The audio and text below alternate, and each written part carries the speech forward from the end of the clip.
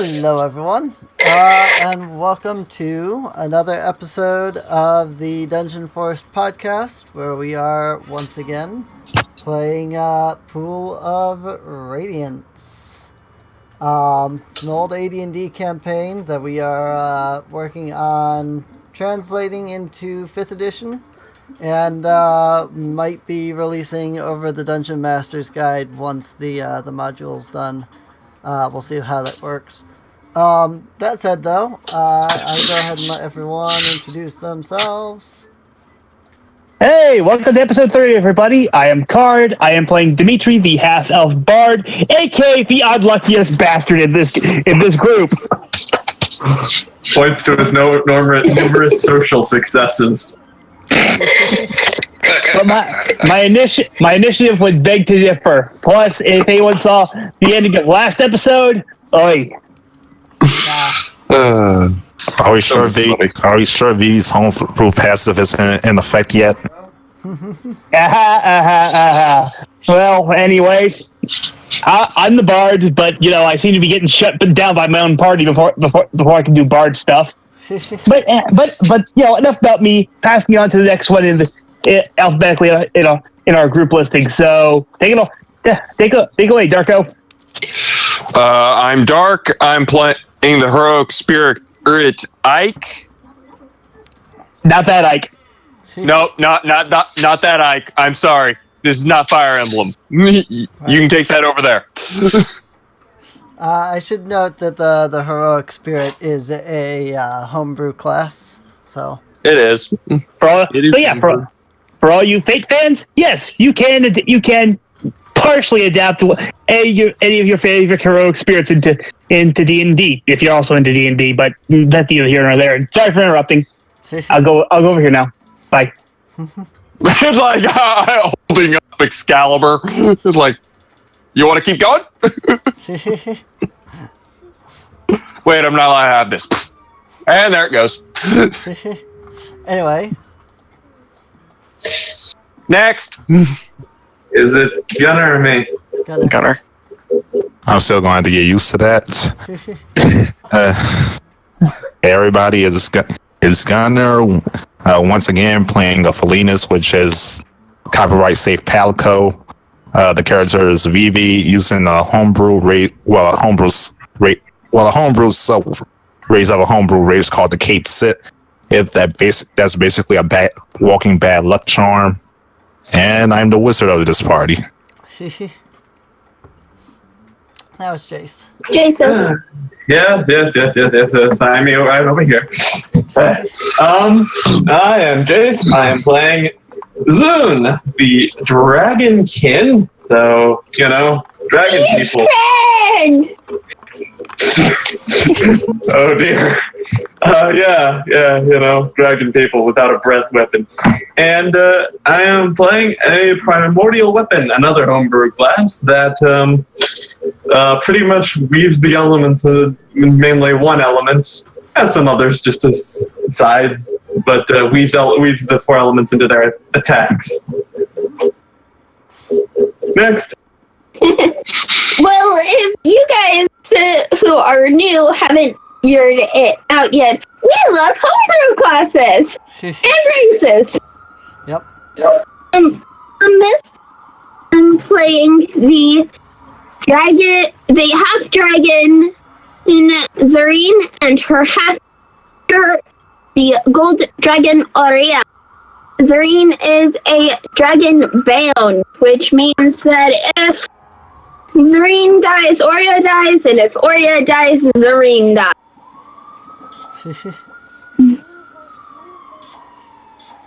You're up, right? Okay.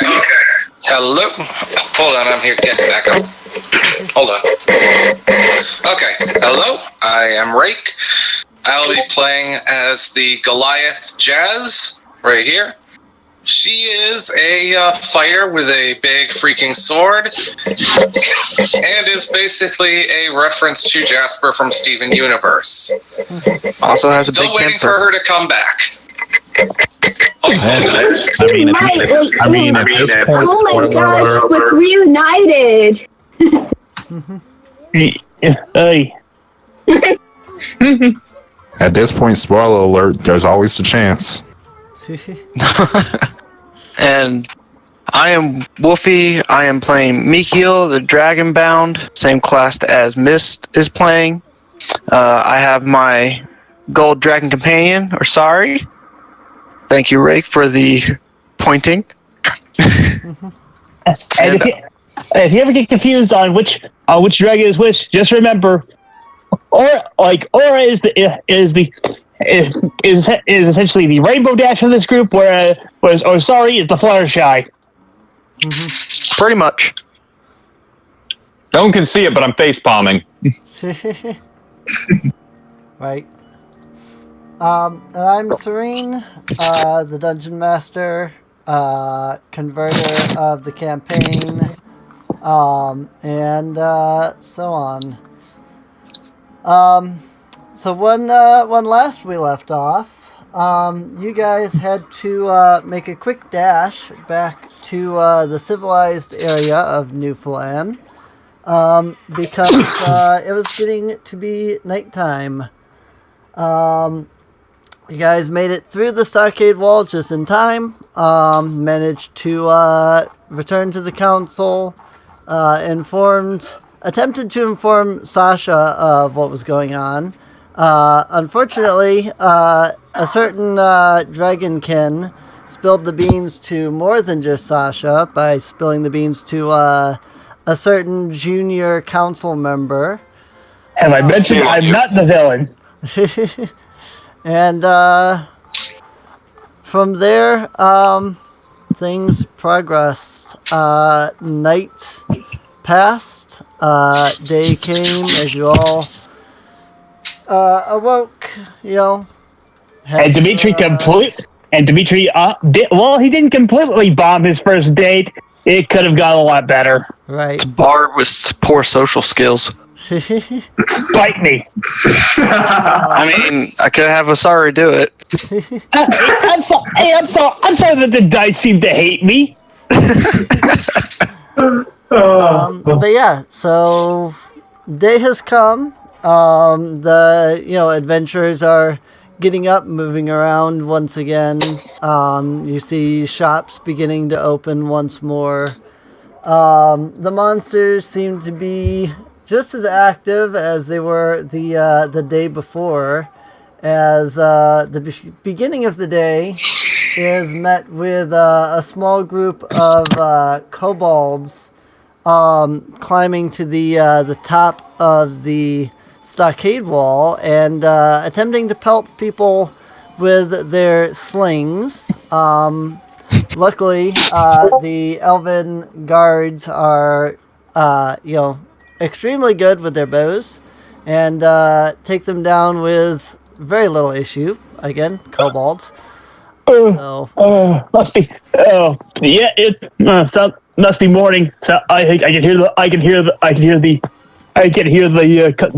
kobolds that we didn't convert. Their bodies hitting the pavement. Ugh. Yep.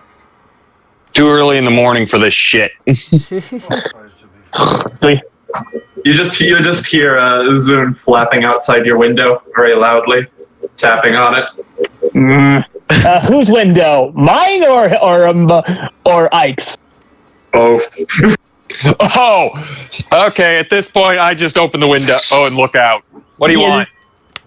Time to get up. Bite me. Close the window in his face. As he prepares to actually bite you. Dimitri goes over to his window. He's like, Zune, what are you doing up here so early in the morning? Time to get up. Don't you know me? I thought we had something we needed to do today. Just flies around happily. Right. We still need to find that potion for the crazy old wizard. Right. Yep. So get up and at him. Give me a little bit. He give me a bit. I'll meet you guys. I'll meet you and everyone else downstairs. It's like, at this point, I'm just going to get out of my room, grab my stuff, and wait outside Dimitri's door for him to come out. Closes window, shuts blinds, crawls back into bed. Taking care of himself. No, he's still just in a bit of a funk. Okay, if no one's known this, I already saw this coming. That's why there's a bucket of water sitting right next to me, just in case. If he doesn't come out in 5 minutes. Meanwhile, Jazz is making breakfast. Zoom shows up, expecting everyone to eat them. After about Cooking there, Jazz.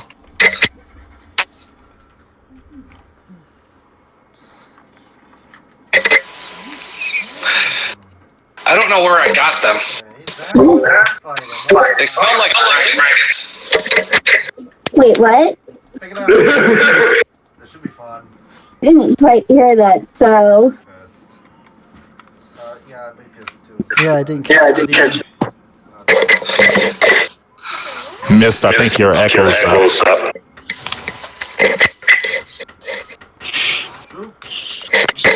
I don't know where I got them. They might be dragon eggs, chicken eggs. I don't know. Well, I know I didn't give it to you. They only gave me vegetables back at the restaurant. Nope. So we're having eggs and vegetables. Well, they did also have a few spare fish, so that's something. Give them to Zune. Zoom prefers to eat the vegetables. A dragon that doesn't want meat. Surprising. No. He doesn't want fish in particular. I think any other sort of meat he'll take. But anyway, after about 4 minutes, Dimitri, goes over to his door, opens it because he half expects either Zune or someone else to be standing out there. Crap, keep moving. Oh, so he didn't reach the 5-minute mark. Still throw it on him. Damn it. So he opens the door. He's like, what do you want? Sitting there Hold holding up a glass bucket. of water. Get up, get dressed. We're going. Give me. All right, give me a minute. Takes a glass of water. Just shuts the door in Ike's face. Puts the glass of water on whatever sort of stand is in there. Then after about 2 minutes, Dimitri comes out. While he does have a bit of a still tired expression, his normal sort of good looks are back intact. He has good looks. Bard, half elf. So yeah. They on a date. I was going to say, elves are normally pretty. And I'm a half elf, so So you're half ugly, half pretty. Oh! Two-faced. Oh. Harsh. Remind me. Okay. You're not getting any healing for the whole. You're not getting any healing from me. See, I don't push that Because much. I don't think we have another healer.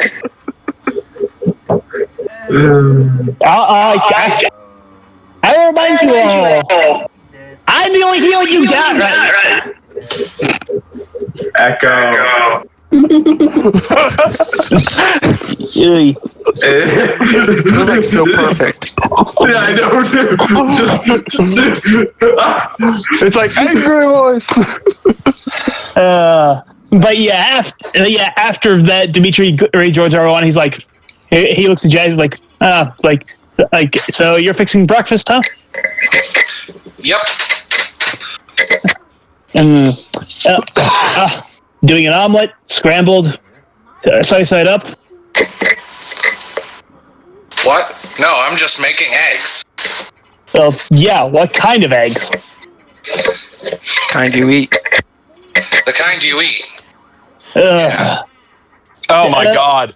At that point, I walk over and I sort of just peer over to see what he's actually making.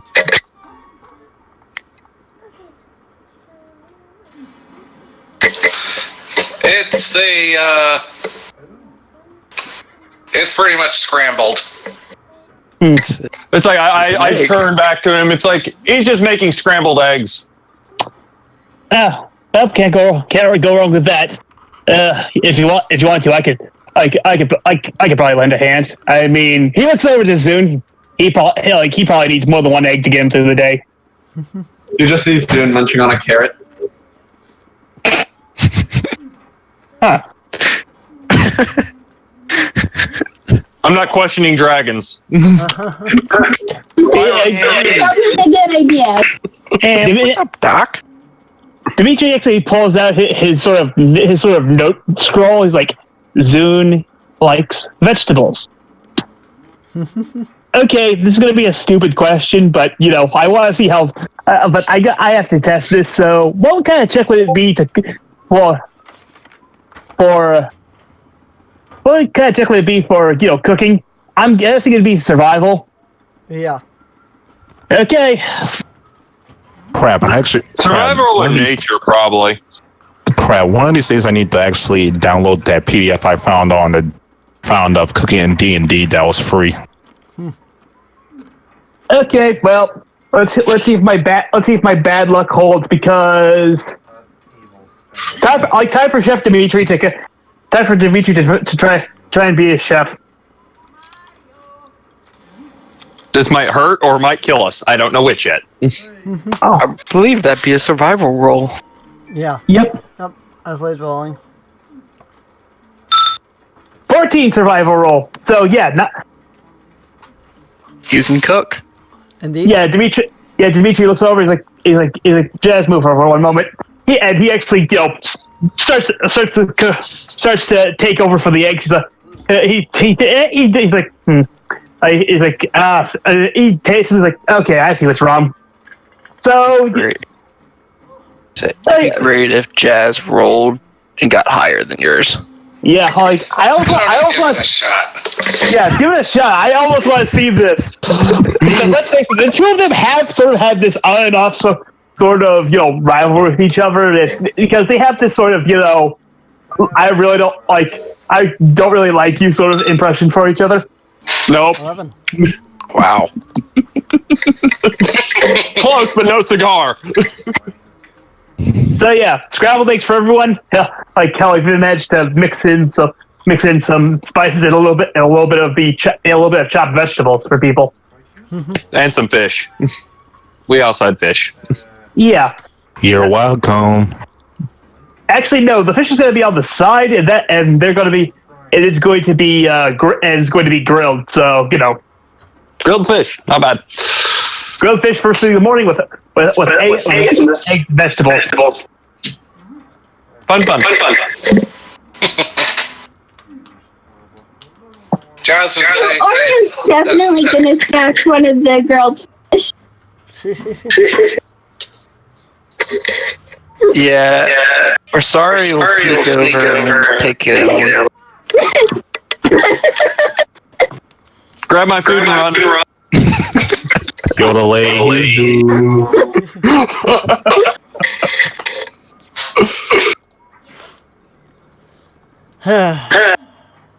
The echoing is strong with this one.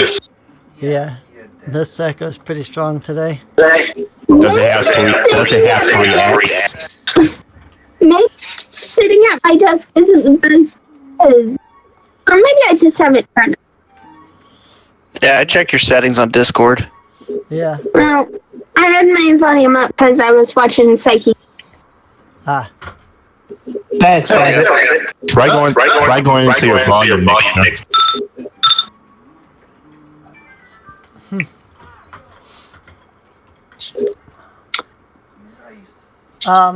So, you all spend the morning eating a nice breakfast. And once you're done, I assume moving on back into the slums. Yep. As they hit to the wall, he's like, he looks at one of the guards he's like morning wedge. We'll be back later. That said, everybody will notice we have a new map for Flan, one that I made myself this time. It's simplified. That way it doesn't look like there's a bunch of overlapping stuff. Yeah.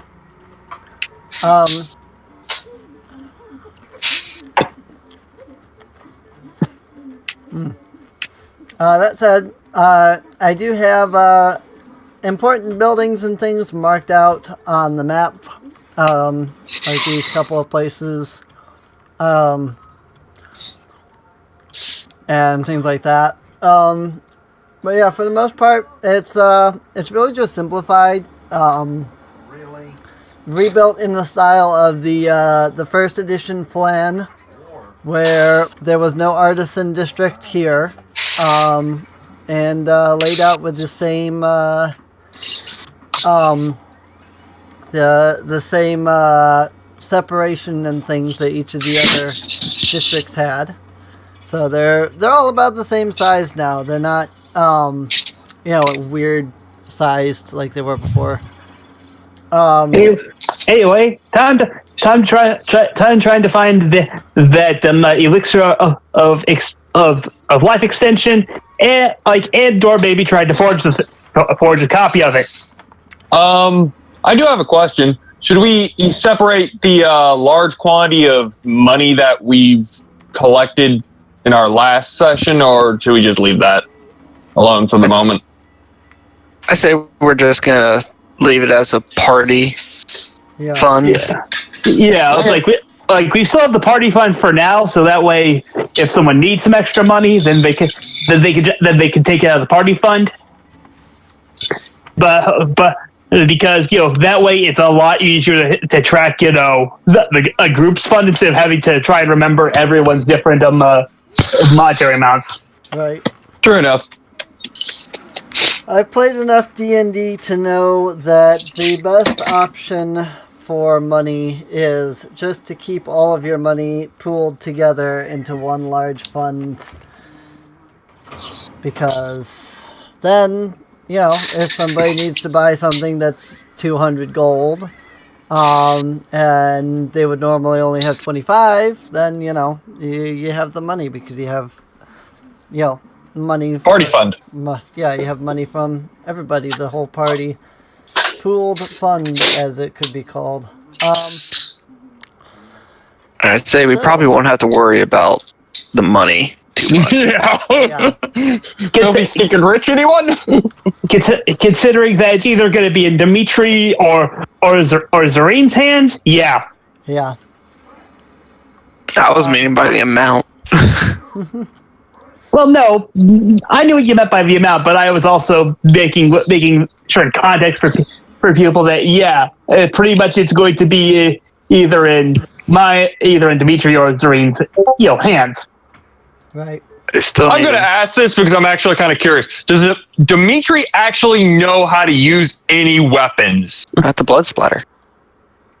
That was yes, I do. I have a rapier. He does have a rapier on his belt. Okay. I was just curious about that because it's like he's always in the back, like hiding behind people. So I was kind of curious on that. I'm sorry. I'm not. Oh, I'm sorry if I'm not built like a brick shit house. If I'm not built like a brick shit house, or I'm covered in scales. Aside from Mikhail, I think I'm the most durable one here. Fair enough. Zun is now flying in the air, great sword drawn, and casting Steel Tsunami, so it's ready to go. Oh my gosh. Hooray, more dead Zarine's kids. just sighs at the arguments as she walks ahead of everyone else. Ike will just keep walking towards where we need to go. Mm-hmm. I'd actually say that I'm probably in the middle of the group. Not like behind our three tanks, but but ahead of the two wizards.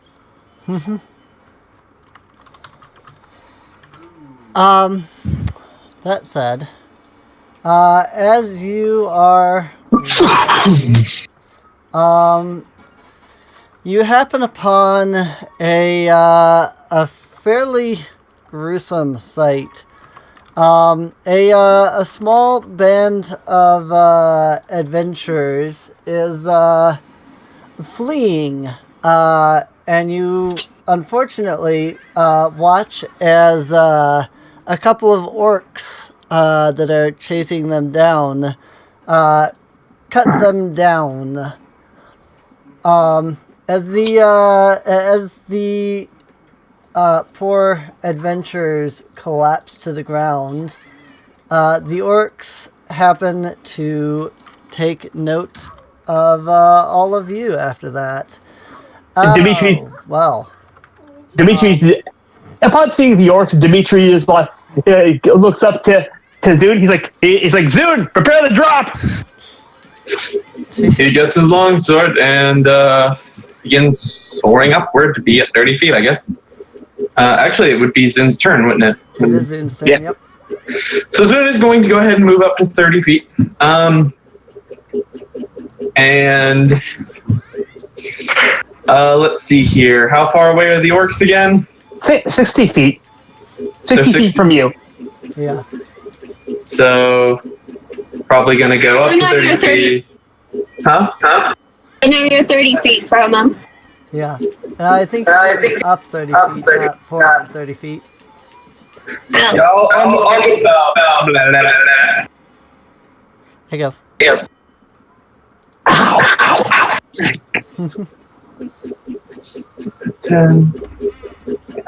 Awesome. Okay, so now I'm 30 feet up and 30 feet away, right? Yeah. Yeah. 30. If you move 30 feet forward, you will be. Yeah, that'll be 40 feet. There's the movement there. All right. And raindrop. Echo. Lots of echo. I have no idea. Yeah, this was echoing kind of hard back there. Yeah. All right, that's a 23 to hit. I think he's doing his attack like he was last time. It's a 23? Yep. I'm pretty much just sort of... I don't even think there's a question about that one. 23. It's like you gave them a boo-boo.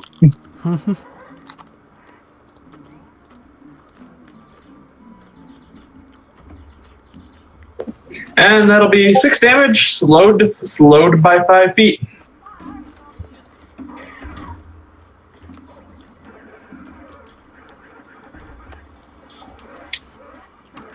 Alright. And Vivi. Okay. Checking my spells as usual.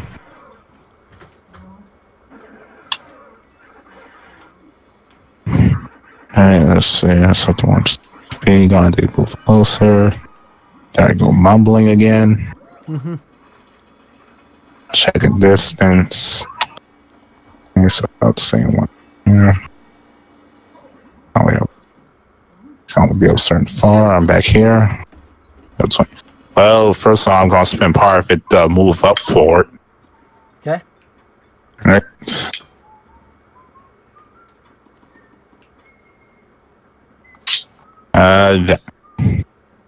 Try to think for a moment. Then I'm just gonna try and launch a firebolt at Orc 2. Okay.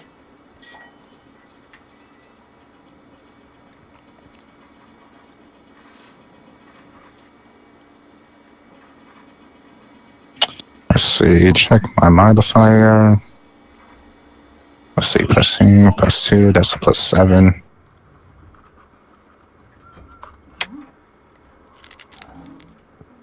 Damn, credit. Dang. Looks like we're having orc tonight, boys. And ladies. Boom. both Yes. dragons just sneer at you. 16 damage. Alright. Yeah, he's down. Maybe the dragons will go.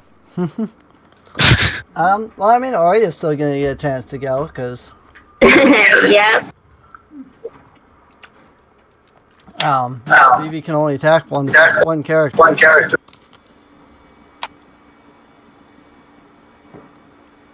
So yeah, Oreo will fly to there because that will give her plenty of space to breathe air. Right? So, Orc, give me a dex saving throw. 14. Still have 10. Yeah, still half damage.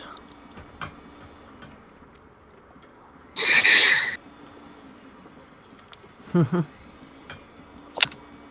I didn't think we'd be having your pork for brunch. Right? Deep fried orc, anyone? No, you eat oil for deep fry. This is having a lot of echo. Yep. A lot more than normal. 31. 31 damage, so half that.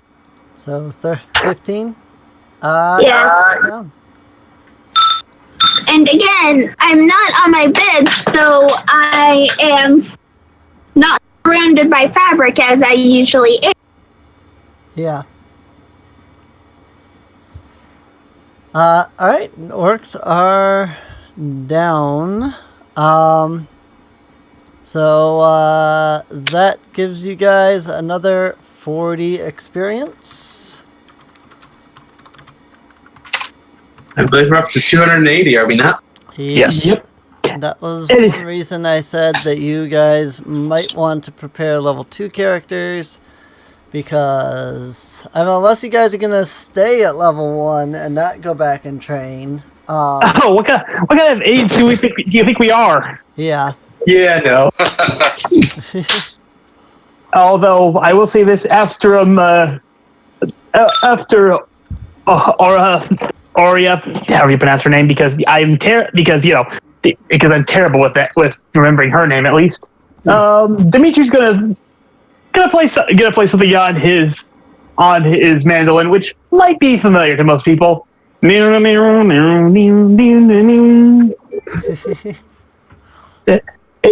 looks over to everyone. He's like, "So, what do you think of our victory theme?" Needs work. Yeah, you're right. It's a little bit too derivative of someone else's work. Hate What's it. the point of even having one? Drink to our youth.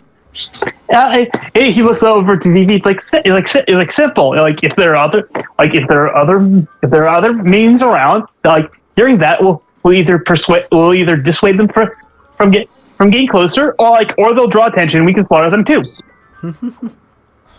Indeed. Note that the bard said slaughter them with no real hesitation. Yep, Ike just doesn't care anymore. He's gotten used to this weirdness from this party. I feel like the rules are going to be really good today.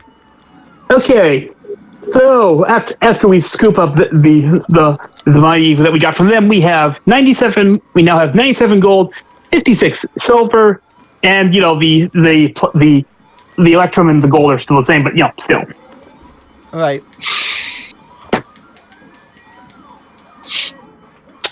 We got some money. Money. Anyway, onwards to continue searching this place for that potion shop. Alright. Not really the potion shop, but that guild place that The old rope guild. Yep. Although as we're searching, Dimitri's like, "Hey, everyone, I've got a bit of there's something I wanted to bring up before we actually find this place. If you're willing to listen." You're coming out. Damn. Okay, so he actually looks to my head. I was like, "Okay, seriously, what the hell have I done to deserve this?" I'm not a very good morning person. Neither am I. But you don't see me. But you don't see me bitching. You signed up for this gig. I joined you at first just because I wanted to, and then when I signed up. Yeah. Which is you signed up.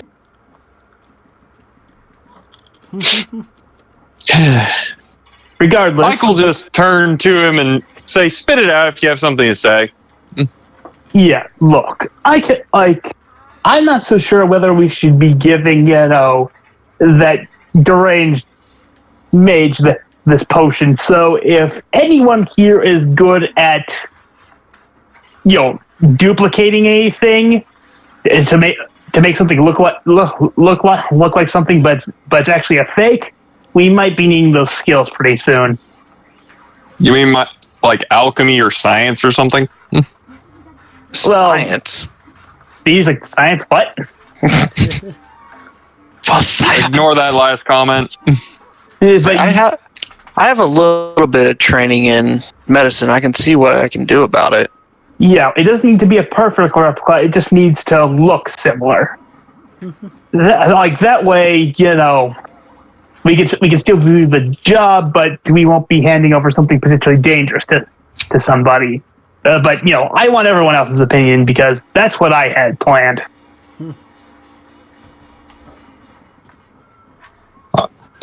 I'd be more inclined to know what he wants to do after he has the potion.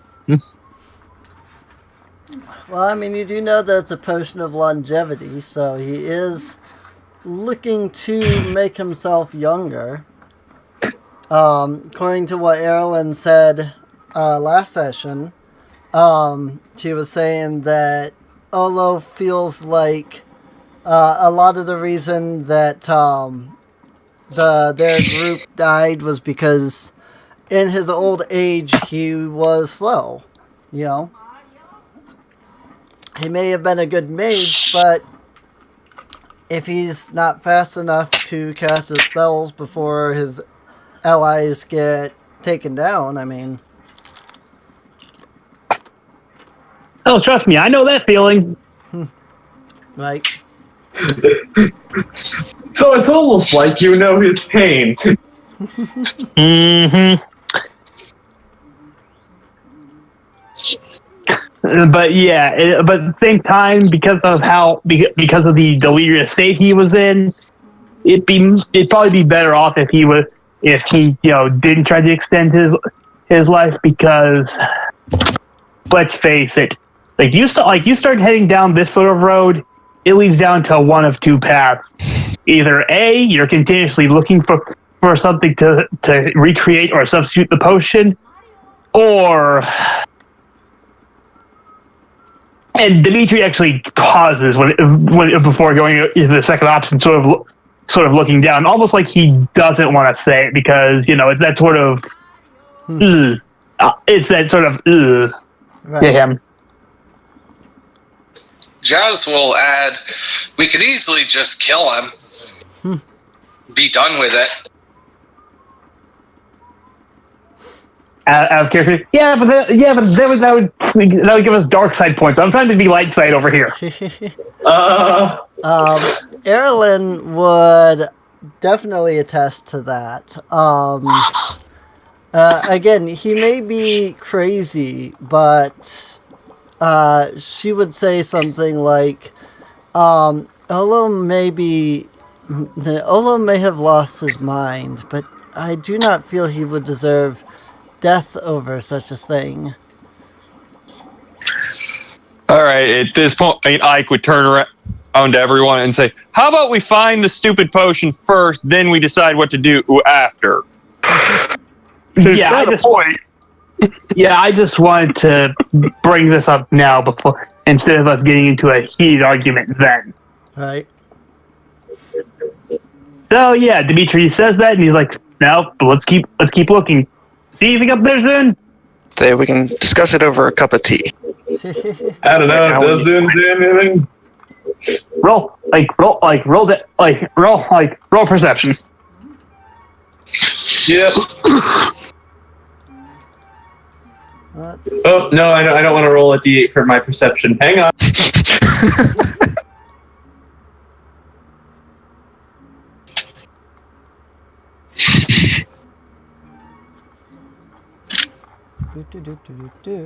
I am looking for a map. 19, 20, 21, 22. Eyes of the Hawk be damned. More like Eyes of the Dragon. It helps when you're flying in the air.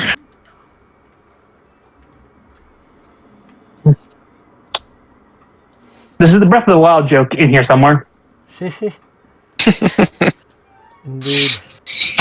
I mean, I am still, like, I don't think I ever really necessarily left my battle position, so I'm still probably, a good 30 feet in the air. 30 feet in the air.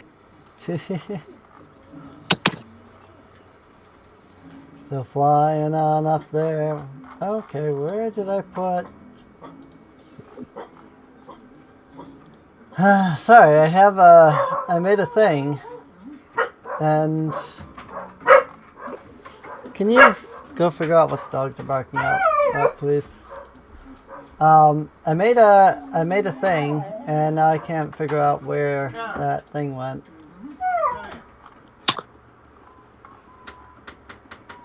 So while our DM is trying to figure out where the thing is, so that we can get a report back from Zone. like group chatter. Indeed. Sorry. I think I missed. What was it exactly that Zune was rolling the perception on? Pretty much to see anything. It just asks if he saw anything. He goes ahead and just starts perceiving things. Okay. Perceive all the things. Perceiving all of the things. Or to put another way, he put on his scan visor. Right. I just realized my athletics modifier is a +5, not a +6. Use your God-given right to look around.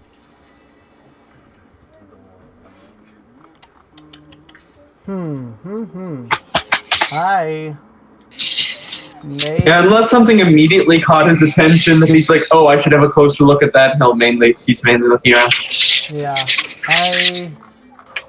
I made a thing for this. Here it is. Okay, I found it. Yay! There's the thing.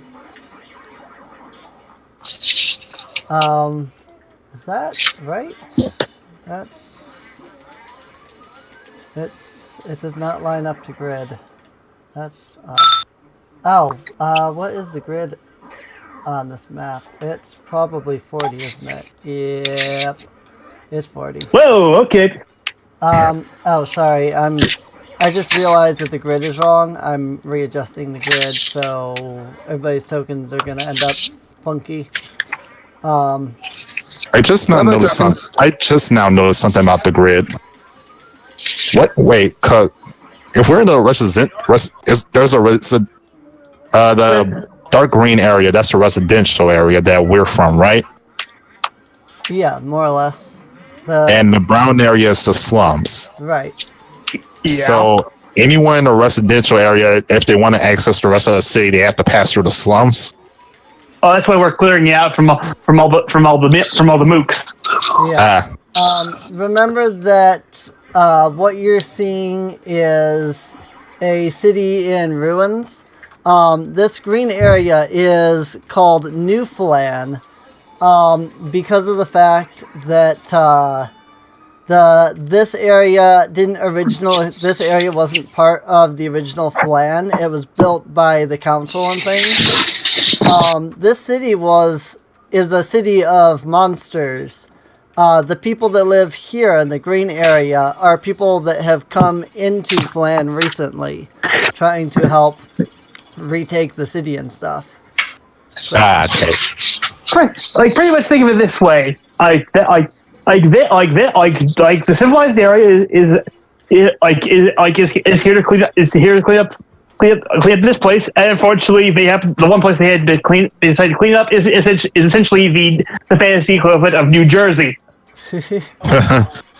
Wait, New Jersey or Detroit? After David Cage destroyed it. Yes. No offense to any of our fans from New Jersey, but sorry, you guys. Detroit.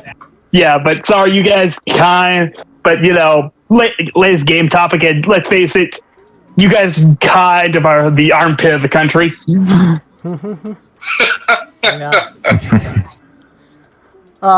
Okay, so as you guys are wondering, you do come upon a pretty decent conditioned building.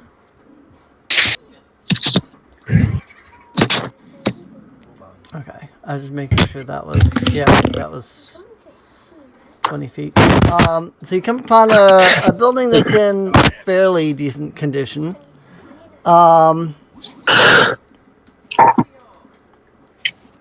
It is not one of the buildings that you have explored as of yet.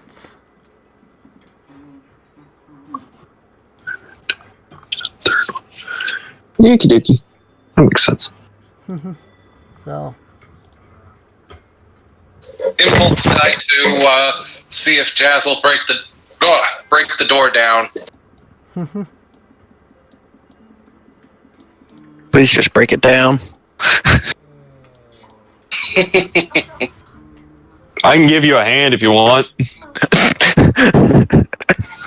Okay then, no impulse die, Jazz. Jazz is just going to do it. Jazz is just going to go for There's an open window. I don't care. I'm going through the door. Pretty much. Right. And someone say that they're gonna help me? Yep, that was me. Okay. That's like barbarian logic. At this point, I don't. My give a fuck meter hit 0. I need to figure out like what if I should replace have something replace the whole how Felinas normally have proficiency in persuasion. I need to figure out if there's like something I can replace it for with Kate said, because I already gave him proficiency. Could work. Like for the entry, I had it to where like they have disadvantage in persuasion and deception unless they're telling the opposite of what they mean to say. Yep. I'd worry about that later, because right now we've got our fighter just busted down the door again. Yep. Won't be satisfied till it breaks down on you. Yep. So me and her are now currently inside the door. Way. So if everybody would set up their tokens here at the outside of the...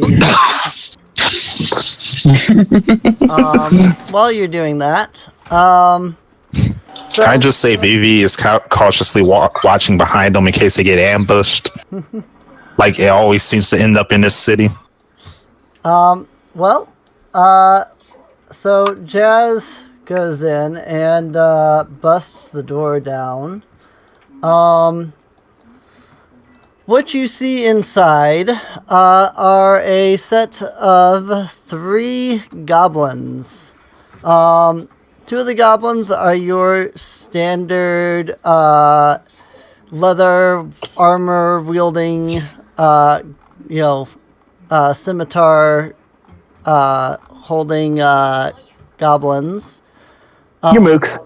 However, one of them is kind of standing in the back. He's dressed in a chain shirt, and he has quite an impressive looking sword, if I may be completely honest. Those goblins are small, right? Yep, goblins. Good. Vivi can finally get some armor. Hey, you can take the chainmail off the boss. I'm gonna do. Yeah, wait, the boss is small too?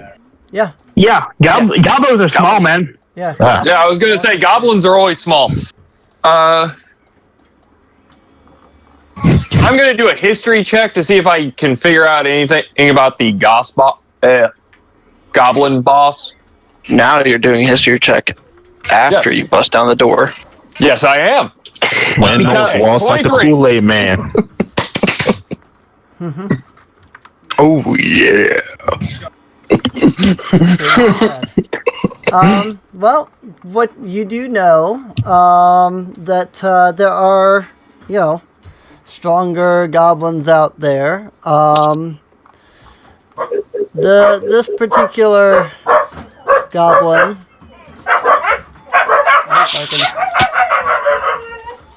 Ah, dogs. Sorry. You're fine.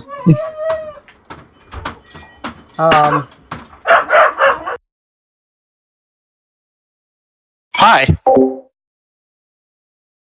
Listen.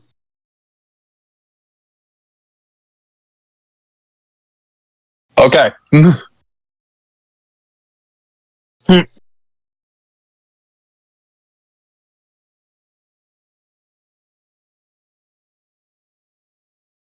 Hello. Hello. They were Emily just Just muted dropped. herself for the. No, she muted herself because of the dogs. Right, Yeah. right. Good old woofers.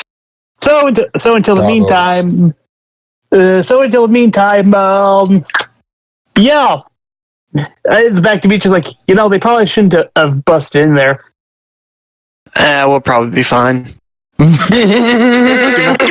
we can't help it now. I can. Damn it, Judge. Mikael would probably be one of the goblins. Because of his angle. Yeah. Dogs are calmed. Well, but yeah, so hopefully the dogs are calmer. Sorry about having to mute there, but they were. When you got one dog that's kind of whining and stuff, it's one thing. When you got two dogs that are barking and hollering, it's like, okay. No biggie. But yeah, so when you enter the room, you see the three goblins, and the big boss goblin there in the back. He turns to his friends. And, does anybody even speak Goblin? Let's be honest. Are they counted as an animal? No, they just have they have a certain language. Yeah, Yeah. Goblins actually know their own language. It's Goblin. Yeah, no, I speak orc, so moving on. No, Goblin. we're going to be looking at him funny the whole time. Wait, Vivi does know comprehend languages. Yeah, but Do you want to spend a spell slot on throwing it up? Well, it could be. It could. Wait, do a spell spots refill upon leveling up automatically, or would it still take a short rest? Still take a short rest for you. I would take a long rest actually, Long because rest. wizard. Spell Yeah. for a long rest. So, but Wait, wouldn't it be a short rest this time? Because we did just get out of a long rest. Nah, it would be a long rest. getting your Because the spell recovery feature that's up to one spell level for a short rest. Oh, I forgot For about. the Yeah. wizards. I forgot about that thing. If you have that, then yeah, it would be a short rest. But again, that would be something that would take, an action on your turn. So basically, by the time you would even cast it, they would have spoken. Yeah, they probably already. Yeah, it's no point in doing it. Yeah. So if nobody knows Goblin, the Goblin boss says something, and all of the goblins turn towards you, ready to fight. So, and that brings us to Zune. So Zune, layout for you. You're standing outside of a building. It's about 50 foot by 50 foot, except that it's L-shaped. You are standing outside. So this is going to require you to go inside of the building to even see your opponents to begin with. Which of course would mean that you would have to, land. By the time we got here, I'd be 20 foot. Once I saw them go in, I probably would have already landed. Unfortunately, we cannot execute the dragon drop. Yeah. That's Unless you want to take out a building too. Well, how tall is the building actually? How tall is the room? the building is not that big. Maybe 15 feet ish in height. So I'd still be in the range of ranged attacks. So, I mean, again, you would have to get inside of the building because it's, it does have a roof and stuff like that. Well, anyway, I do need to. I'll go ahead and walk in. Like I said, I should be on the ground by this. If they walked in, I should be on the ground then. Right. Outside the building, mind you, but on the ground. Walked in. Yeah. We didn't walk in. We busted in. I just, if only he went through the roof, it'd be like the house raid meme. I don't know how many stories is this building. Just the one floor, but I mean, Yeah, no, a little bit too much effort to then just start dropping ice knives. Yeah. A little too much effort for them. you wouldn't be able to see where the enemy is from the outside anyway. Cause, No, I'd have to take out a huge chunk of ceiling to even have a chance at that. yeah. So to get into the building, you would have to walk about 20 feet. From there, you'll be inside, and the goblins are about 30 feet away each, roughly. Okay, so they're 30 feet away from. So I have to walk how many feet to get into the building? 20. Okay, And then I'll walk. 30 feet from there, so. I'll walk 20 feet in. I can see as soon as I walk in, right? Like who's there. Yeah. Okay, in that case, I will walk into the door frame and then just open up with a raindrop knife. Okay. Man, he's just going for overkill right off the bat. That's usually how this goes. Oh, Don't yeah. kill like overkill. I mean, these are small little ice fragments. So you They're know, small little goblins, so they're normal ice fragments to them. Right. I'm sorry, it's either that or the giant sword. They're getting impaled by an ice spike. You're gonna lose that armor. I mean, heck, by the time I hit level 2, I'll be able to throw slightly larger and exploding ice shards at people. Holy. Oh god. Yeah, that's about 25. Yeah, that hits, right? 25. Yep.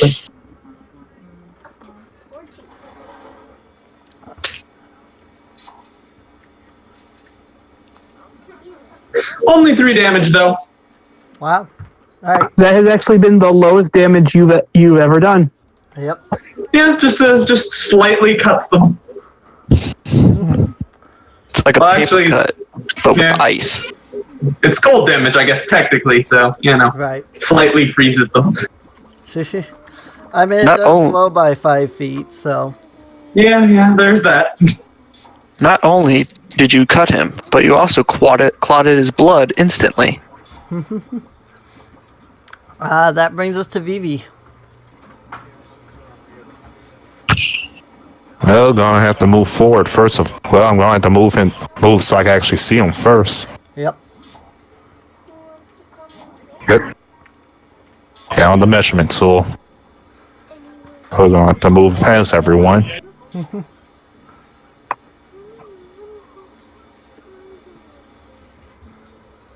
And and gonna see if I can finish off Goblin 1. Okay.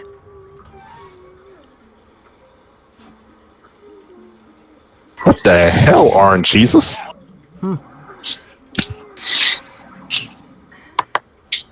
Will a 17 hit? 17 will hit.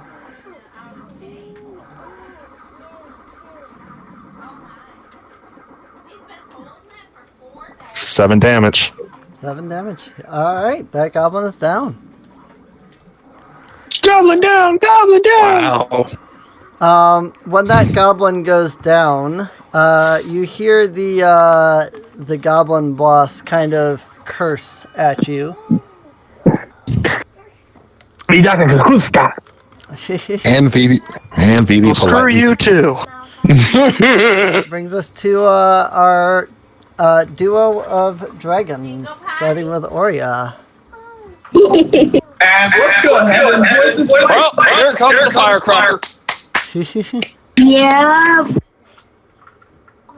As Arya flies into here. Oh, close enough. Yeah, she'll have to be about there. Yeah. But yep. So yeah, both of them give a dex saving throw.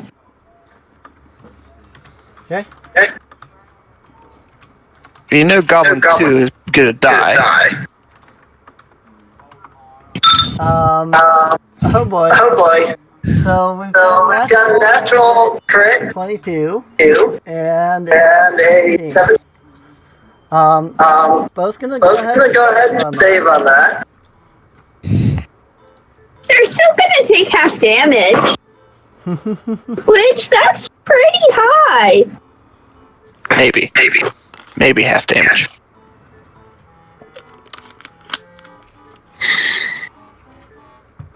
Okay. 26. 26. So half damage is well, 2 drops. Meanwhile, the goblin boss seems completely unscathed. Okay, and then Arya goes back to Zareen. Okay. And I guess noticing that the looks pretty much unscathed by fire. Sorry's just gonna go right up to it and fight him. okay. Also. Also,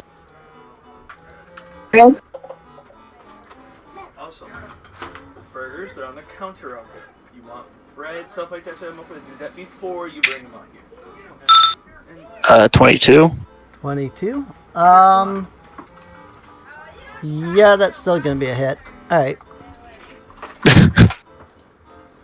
D10. And 4 damage. 4 damage. Alright. He kind of snarls at, or sorry. Fun. He didn't like the dragon biting him. And, Ike is up. My turn. See, how do I want to do this? Fudge it. The Stark method? My method. I'm gonna run straight up to him and take my sword off my back and just slam it straight down on top of him. Alright. He does have a plan. Attack. Pretty much. Go right ahead. Let's see here. That's 1d20 plus my strength modifier. Yep. Plus proficiency. But I'm sure you're proficient with your weapon. Yep. If you're not, I would be very confused why you're using it. Oh, come on. I miss horribly. So, For once, the dice don't hate me. so Ike rushes up there, all ready and everything. he comes rushing forward, brings his sword down, and he just completely just whiffs it. The goblin boss doesn't even have to move. He just swings down and he just swing way off to the side. No, it actually comes down directly between Orsari and the goblin boss. I probably scared the crap out of the little dragon, though. Right? A little bit. Just right in front of Orsari. Did he just darkness that up? So that brings us to Zareen. Which, if I was aiming to do that, that would be perfect. If I wasn't, that was horrible. No one will ever know. Alright.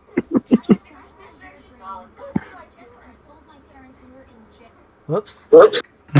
We're all moving together. What the heck? There you go.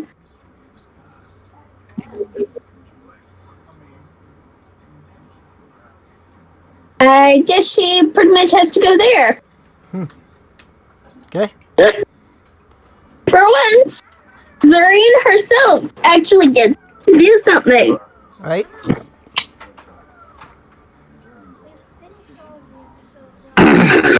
Which means, finally, her longsword comes down on all of I swear if you whip too. This is called opposite of a whip. Let me guess. A crit? Yep. Oh!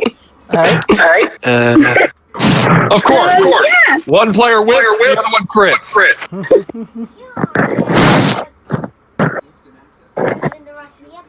There's no like average in this party. Yeah, pretty much. So that'll be 14 damage. 14 slashing damage. Dang. At least this isn't Shadowrun. Shadowrun, you would hurt yourself. He is still up. Yeah.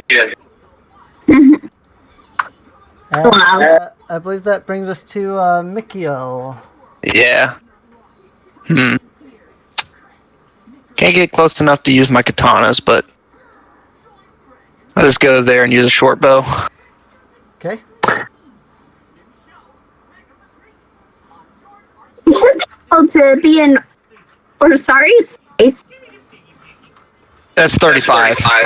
Yeah. Oh, Yeah.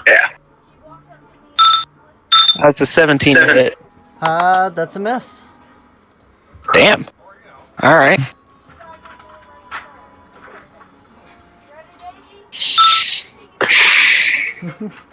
I believe that brings us now to Erilyn. So she's going to step up here.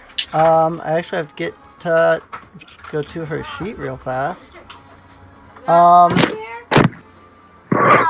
Seeing the state of the goblin boss here, what she is going to do.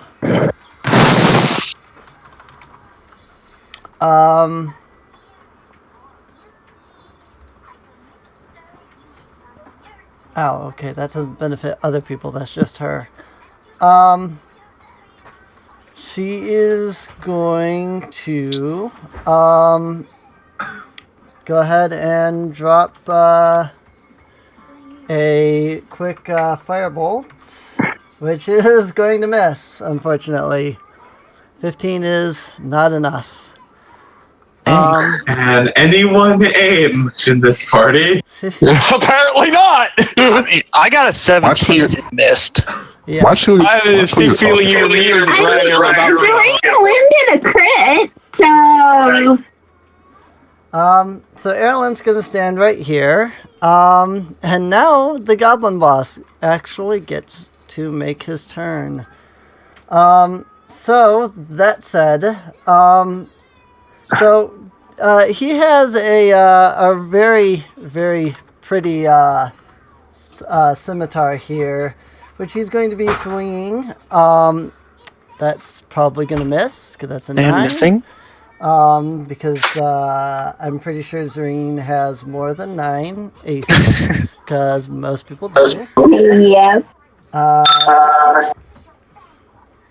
That matches.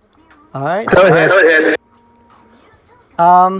So he gets to do a little damage before he dies. 9 damage. Jeez. Ow! Wow. Max damage. Yeah. Yeah. Ouchie.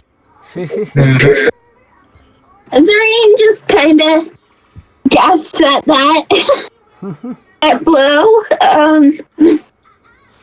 Yeah. Pain. Lots of pain. Pain. Lots of pain. And then what the little here is going to do is he is going to drop his bonus action and disengage so that he can move without provoking any kind of opportunity attacks or anything of that nature. And he's going to quickly slide on over here, even though it's probably not going to help him at all. He gets closer to the Goliath. Yep. Hey, Jazz, you get to go! He wants to end it sooner. Alrighty, so Jazz is going to, as gently as she would define gently, shove Erlen out of the way, while saying out of my way.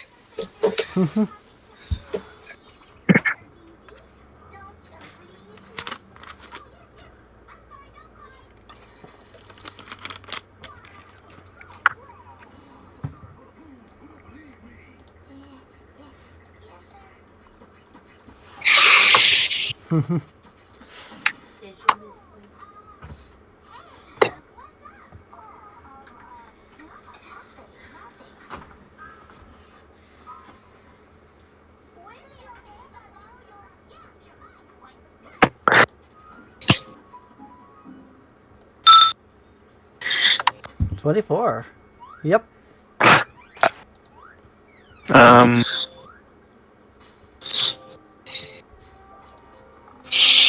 So yeah, Jazz finally gets to attack something. So yeah, pain is coming.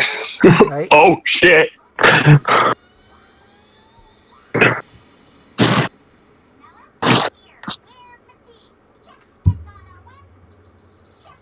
Something's about to get a boo-boo. Yeah. Probably, considering how much health this guy has.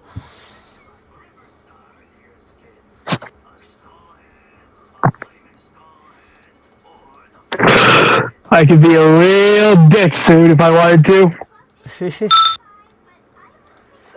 What? Heal the goblin king? Yeah, he's down. Nope. No, I was gonna kill Steel. But hey. Okay, so now that combat's over, Aurea immediately flies out and starts tugging on Dimitri, saying, "You can heal, right?" Yeah. What's up? Zareen needs help. And she's tugging him into the building. Okay. Drag. I can walk on my own. Thank you. So yeah, Jazz pretty much just slices the goblin's head just clean off. Thanks, Jazz. You kept us warm. That last goblin was down. Zareen just immediately drags the healer in. Because she was hit hard. Dimitri looks over the wound. He's like, oh yeah, looks pretty nasty. One moment. Let's see. If he's actually looking over the wound, he'll notice that there are definitely scales.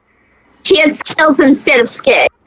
Yeah, he does notice that, but not gonna bring that. So, time for Cure Wound. Yeah, give me a moment. I need to actually check. That's what I need to roll.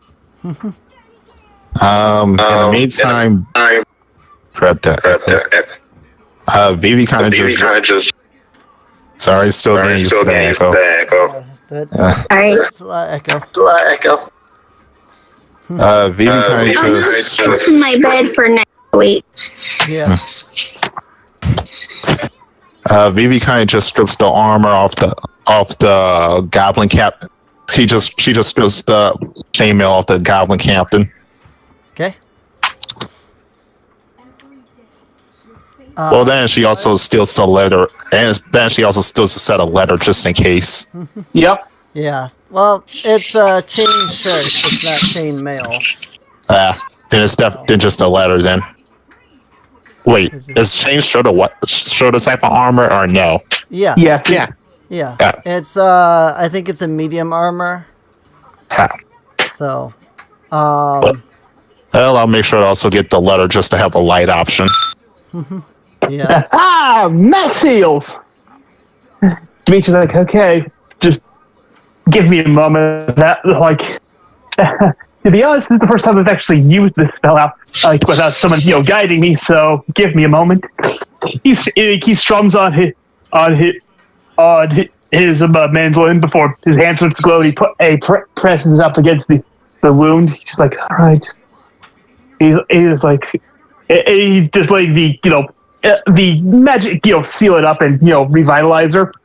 So yeah, heal for 11 hit points. So more than you. Yeah. That's So the chain shirt. AC 16 plus up 2 of your dex. So yeah, It could be up to 50. after the wound is closed, Drain lets out a breath and It's nothing. I mean, if I did do anything with Oro here, I probably would have done something. Zarina would laugh a bit at say, well, if the worst really happened, you wouldn't really have to worry about her. She'd kind of look downcast at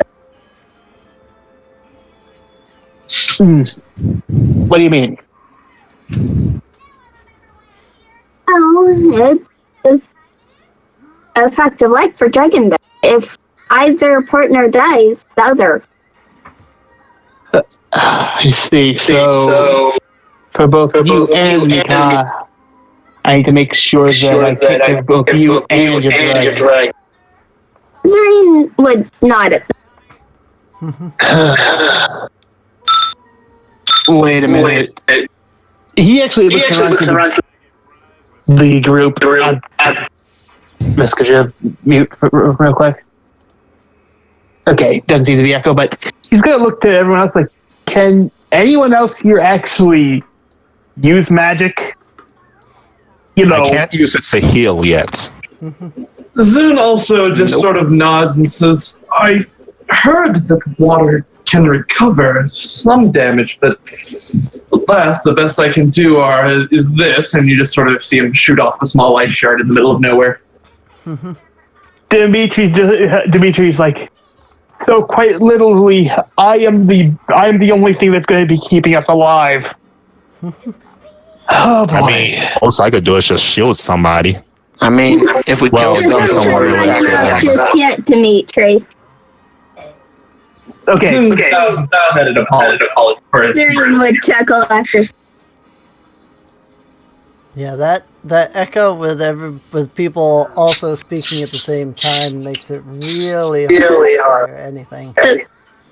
Yep. Give me a second, I'll go ahead and move over to my bed right now. Okay. But anyway, Dimitri's gonna look to everyone. He's like, well, at least I know exactly where I stand in this group. Aside from the, he actually holds up his hand in air quotes, leader. But let's face it, the reason I'm leader is because I took charge, and because no offense to the rest of you, but I do. I think I'm the only one that would actually be able to, get us in somewhere by talking our way in instead of murdering everything. Besides murdering everything in sight. yeah, that. I'll give you that much. It's like Ike will probably walk over to damn it, his name just slipped out of my brain. Dimitri. There we go. And just pat him on the shoulder, going, "Good job." Yeah, thanks. I mean, you guys did a bulk of the work. All I did was, make sure that Doreen got healed after she took that nasty hit from. By the way, what was in here? I didn't exactly hear anything. Some dead goblins. Before or after you guys got involved? After. That was after. Oh, All right, then. Can I roll an investigation check for the room? Yeah. In fact, I was actually going to suggest that everyone, does their investigation check, not only to loot the bodies, but also to see if there's anything, useful in here. Right. I kind of did one for Why not? I'll do it. Ezekiel and Asari, but Asari got a 20, so. Yeah, I did see that you had some rolls already for investigation, so. Yeah. 6. That was mine. 13. I got 21. I got I believe that would be a 15, or no, it would be a 14, just a 14. 14? There's my low rolls again. Nice to see that again. Jazz is just too psyched that she actually managed to get a kill in for once. Right. And Doreen is just catching her breath with a nice little 2. Wow. Actually, no, it would be. And Oria will have a 13. Yeah, 13. Okay. So Oria just keeps looking back over at Zareen, and Zareen's just catching her breath. Right. And Dimitri's busy making sure that his magic actually sealed the Zareen's wound properly, because, as he mentioned, first time him actually using the spell without guidance from the people from his family that taught him. Right. Zin is just casually poking around.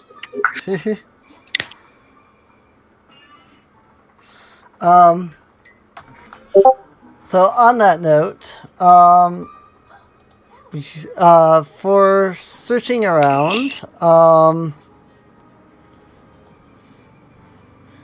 let's see. Well, there is a pretty fantastic sword here. Scimitar, I mean. The scimitar that the goblin leader was wielding looks, it looks, what's the word? Quite ornate. It's got a bit of an interesting design. It does not look like it doesn't look like it is goblin crafted, I should say. Like the other goblin scimitars. Oh, I've got a quick question. Okay. Would it be possible for me to ritual cast detect magic while everyone's in there, while everyone's searching? Sure. So yeah,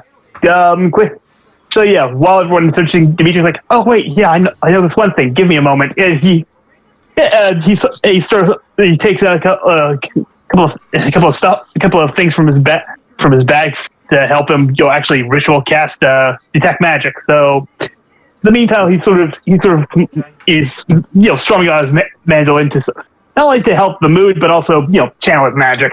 Right. I was gonna say, what does detect magic actually do? Pretty much. Says. Yeah, pretty much for an hour after I get done with this 10-minute ritual. I pretty much have Batman detective vision when it comes to magic. If something's magical, then I immediately see what it is, and I can determine what kind of school of magic it is. Right. It's all perfectly fine until you're marked with a horrible curse, and then it starts doing horrible things to you. Well, So you detect magic. You're going to definitely see that the goblin boss's scimitar is glowing in a shade of blue, indicating that it is magical.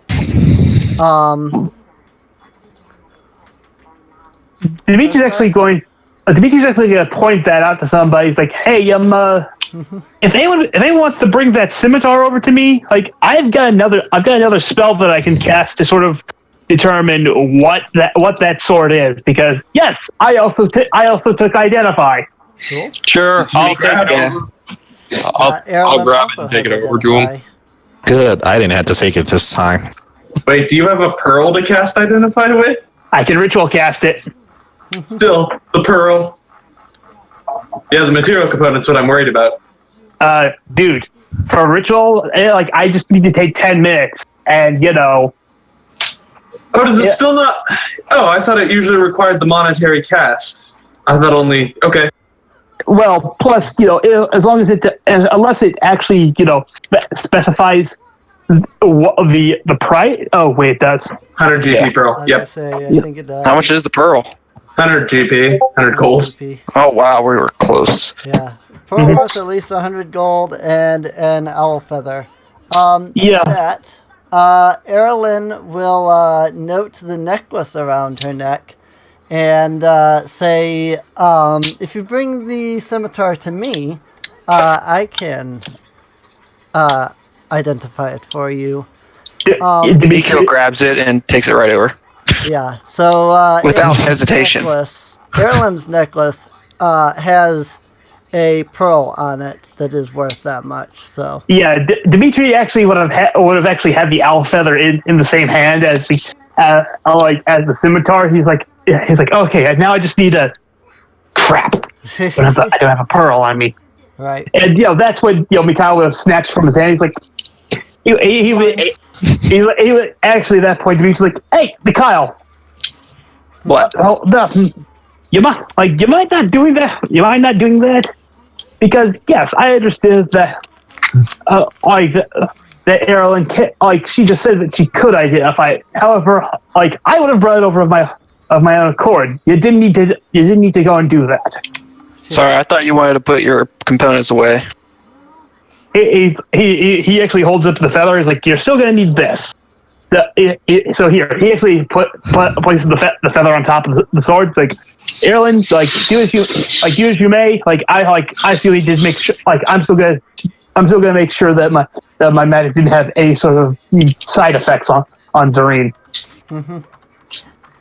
Right. So, after about a minute of chanting the arcane incantation for identify, Erilyn can tell you that the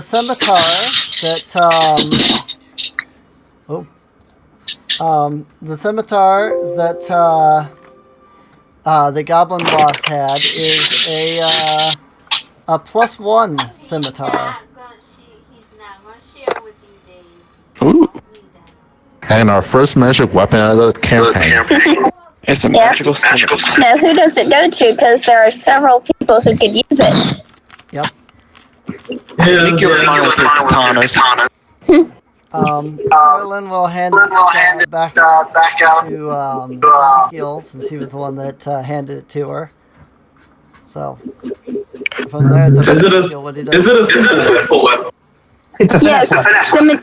scimitars are simple. Actually, no. Scimitars are martial weapons. They're martial. Oh, it doesn't even matter.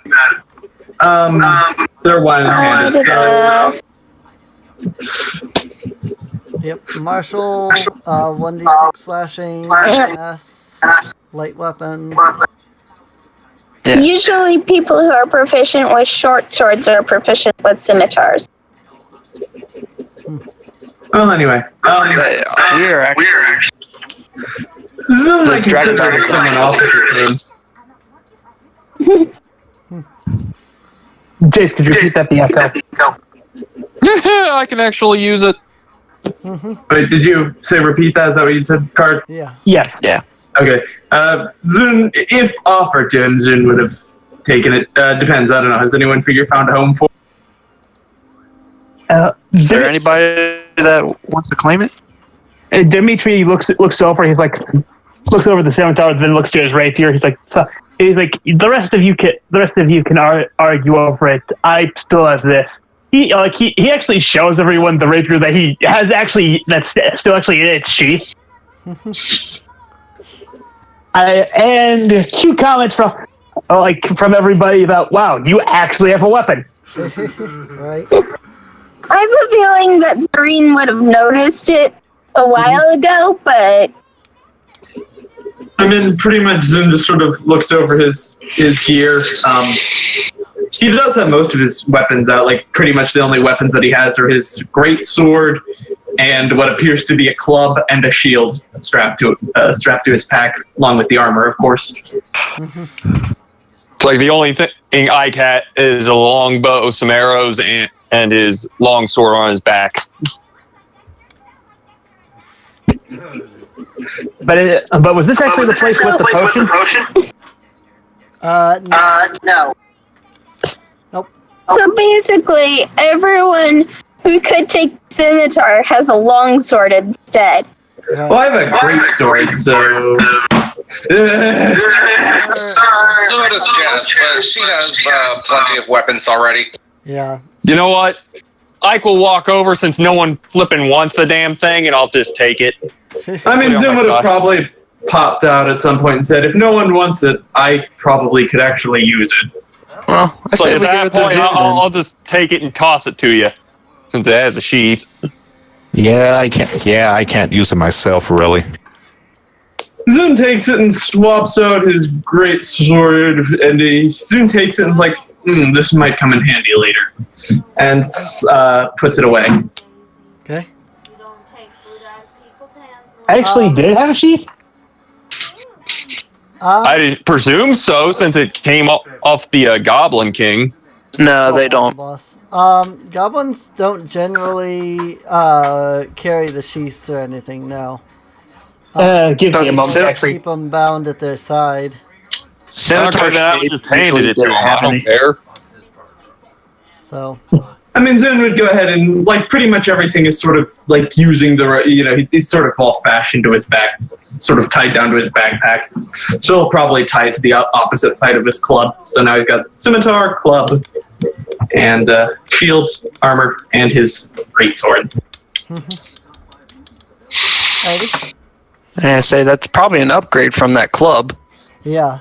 For now, yes. That thing is far better than the club. The greatsword, not so much. The greatsword's definitely better than the short. Well, the greatsword is also a two-handed weapon, so there's that little problem. Yeah. He didn't have a good one hand, so.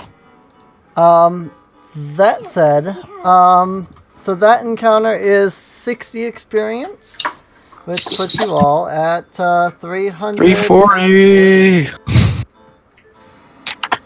60, that 340. Yeah. Right.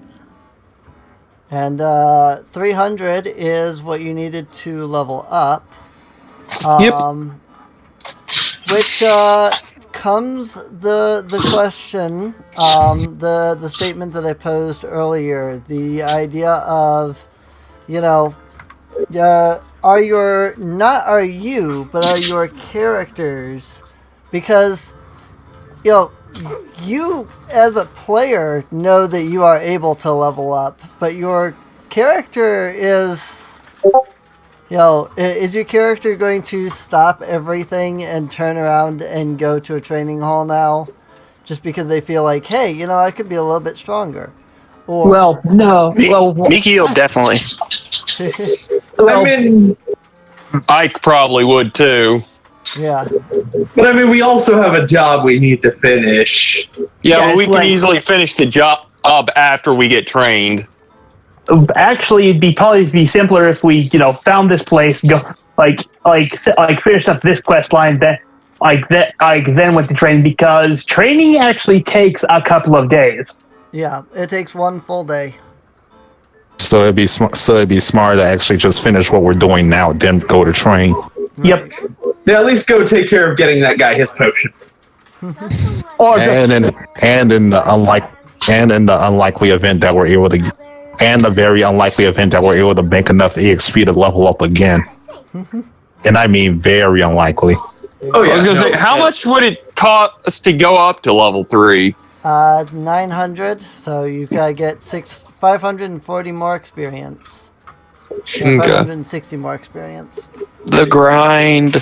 So, All right. The grind let's go. is strong with this one. yeah. Let's go attack a horde of orcs. Like we I didn't say we just did. walk out of the building. There's about 50 orcs just standing there. I'm like, you had to say it. right. anyway, if there's nothing else here aside from the magic +1 scimitar, because we did actually have all those investigation rolls that we never bothered to go through. Yeah. No, there unfortunately really is not. Okay. What did the goblins have anything on them in terms of weaponry? Just the regular scimitars. Ah. Well, at least V's leaving out of this with some armor. Yeah. So the only weapons that could possibly increase or be better for Mikio will be +1 longswords. Right. I was gonna say, until I get to +3 and I can summon my sword, I'm not going to be. Yeah. So, moving on out, I assume. Yep. Dimitri will be helping Zareen up from her resting position because, well, let's face it, he kind of healer and not exactly sure how. Right. I'll give you. Fine now. So Yeah. Well, when she caught her breath, she would have stood up on her own. So it's remember what I said. This is the first time Dimitri ever used his healing magic. Yeah. Zurian would assure him that he did a fine job, and she feels just fine. All right, just if you feel anything weird, tell me because I don't know. My mom taught me how to channel my music into magic, but I've never tried it before. Aside from when I tried mocking those orcs yesterday. I was gonna say, I could probably walk over to him, pat him on the shoulder again, and actually say his name this time, and say, "You did fine. She's fine. Stop worrying." Right. Besides, worrying causes wrinkles, and I do not want to. I do not want to mess up this space too early in my career. I wonder how long it'll take him before he'll realize I just called him by name. Wait, did you just? Walking away. He's like, huh. He just sort of smiles and thinks to himself, "Oh, I actually got the big guy's the cat man's respect."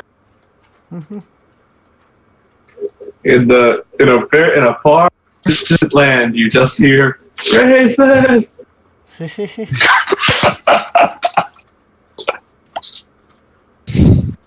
I will be glad when that stupid Ryan gag gets put behind us. Well, it's like no one ever asked Ike why he has issues with elves. So, and Dimitri's half elf, and technically he does have issues with his father and Eladrin, who is a type of elf. So he doesn't. Yeah. And technically, Zureen is also half elf. So yeah, but he's not going to pick a fight with a girl. Or a dragon lady at that much? Yeah, pretty much. Anyone he saw just get vaporized. No. Right. no, Jazz is the only one who really knows that Zurian's a dragon lady. Even just the fact that she has a dragon with her Might Yeah, be I was enough gonna to say you had We point to Mikael. Yeah, I'm out here. Yeah, Dimitri might have, at least an inkling because he saw the scales, but he's not going to bring it up to the rest of the group because, well, for one, he's chivalrous, right? Like that. Yes, everyone make the cracks about the Barbie and their quote unquote chivalry, haha. Quote unquote chivalry. That's what they call it. Yeah, I've heard them all before. Yada yada. Although, as they're traveling, Dimitri is going to, walk next to Zareen. He's like, and sort of in a hushed voice, like, so, is it okay if I ask you something? It's like Ike with his ears is probably gonna hear all this. Go ahead. I'll be blunt and just ask, why did you put anybody have scales on it? I didn't go. He's going to ask her why you killed her. Bye. Like, sorry, the echo throws me off a little bit.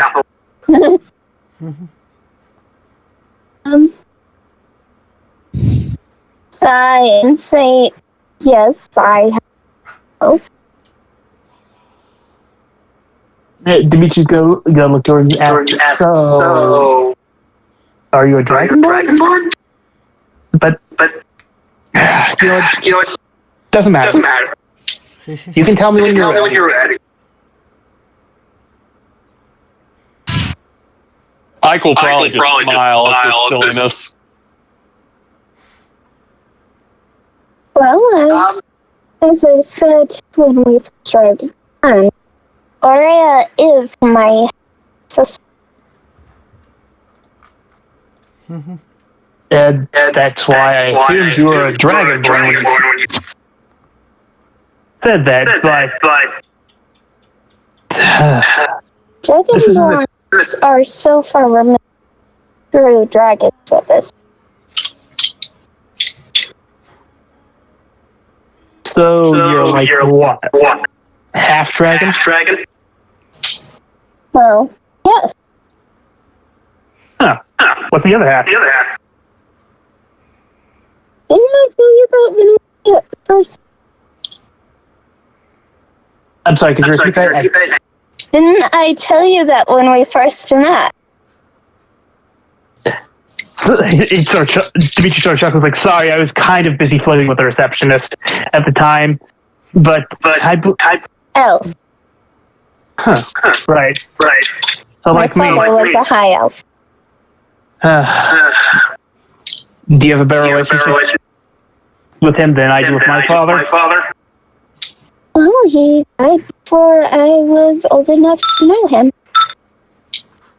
So you at least know him. Okay, that makes your relation better than mine. No, he died before she was old enough. Oh. So better and or worse, depending on how you look at it. Yeah.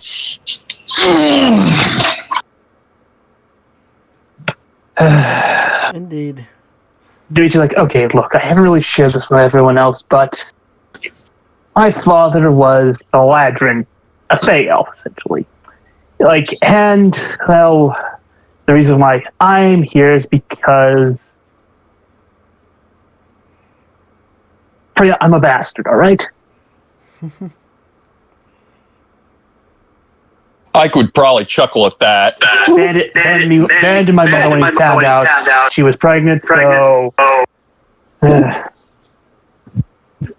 Zuri would simply shrug at that and ask, does that define you? I didn't quite... Can you repeat that? Does that define you? Yeah. One more time. You kind of broke up there. I'm going to type it.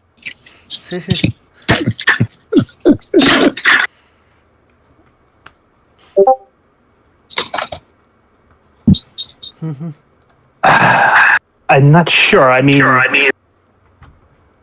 it's half the reason I started adventuring was to find him. And well, he sort of smiles, going back to the less serious person. Like, it's how I got these good looks.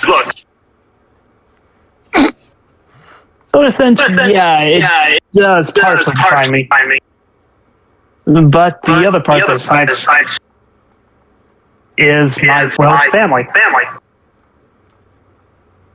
That's a lot. Serena will nod at that, so.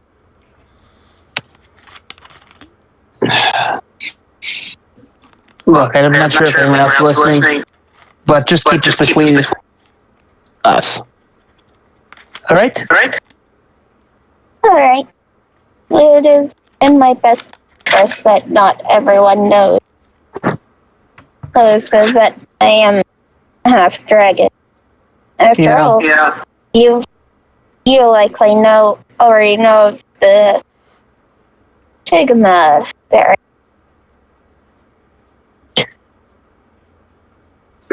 I mean, why would I be prejudiced? Again, I'm a bastard.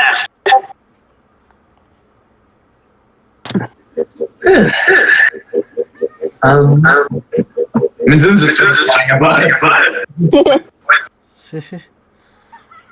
So much echo. Yeah, there's Indeed. a lot of echo. We apologize, by the way. Yeah. Yeah. Sorry about that. So yeah, after that little conversation, which not sure if it's just Ike that listened in, Dimitri's going to actually move over to Jazz because as actually something Rick brought up, and that Dimitri's about to bring up because let's face it, he does actually kind of want to get to know his group a bit better now.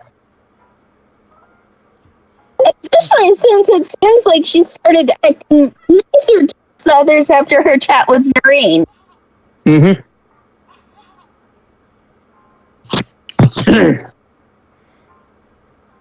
Not sure if Rick's in the middle. But yeah, I'm here. Dimitri's is going to go up to Jess Kieran's like, so nice job back there. Thanks. Okay, this is probably going to be me poking the hornet's nest, but I know, but I've never seen a Goliath with hair. Then again, I've only really seen one Goliath before. He was kind of an older brother figure to me. And just wondering whether that's just something from your particular family or what. Sorry, I'm back. What I miss? Character development. Dimitri's about to get his head punched in. Don't worry about it.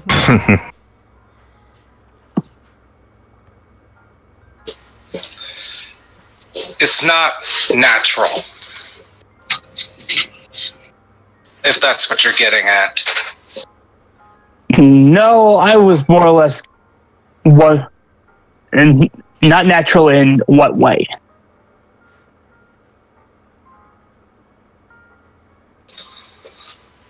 My hair is a mark of servitude back in my Goliath days. Well, gladiator days. Ah, right. You mentioned that before. How you were a gladiator. So it was a way to mark me as a property. I see. Well, I'm guessing you eventually got out of that there because, you're here and not still there. Obviously. Look, I know the two of us don't exactly get along all that well, but I'm going to at least try to extend the olive branch because, we're kind of stuck in this together, and I need to make sure that I know that you guys have my back, and I want you guys to know that I have your back.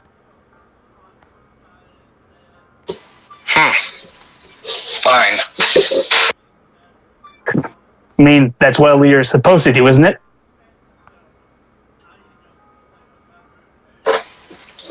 For now, I guess. All right, since we're we might as well continue down this conga line.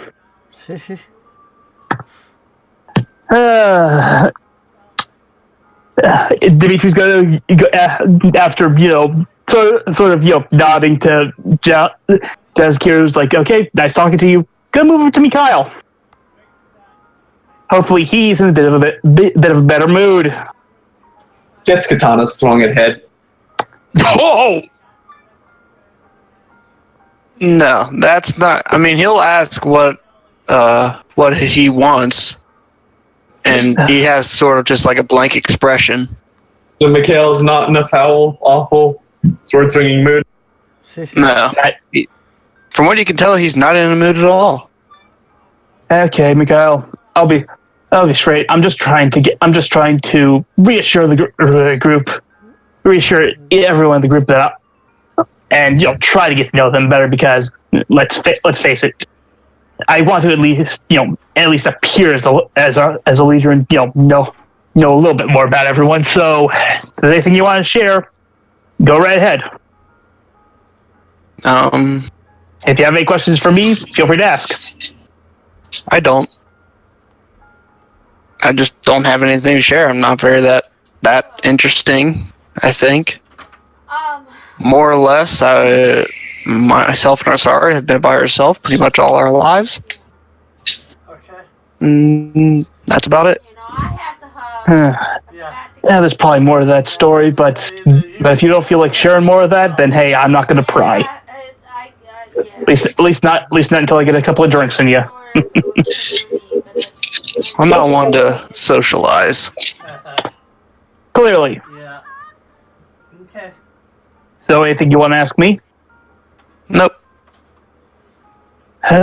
You do a good job on healing.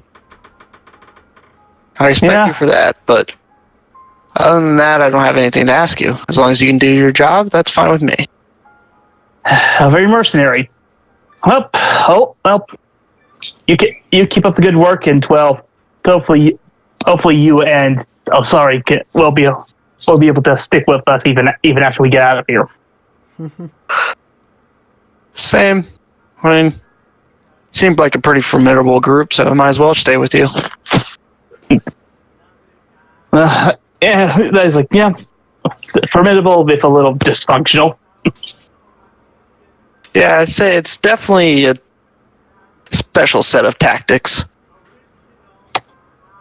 Yeah, I need to actually talk to Jazz and Ike about that in a little bit, and that actually brings me to the next person on my list. So, maybe we'll do another peer review later. Mm-hmm. Dimitri now has 3 hope fragments.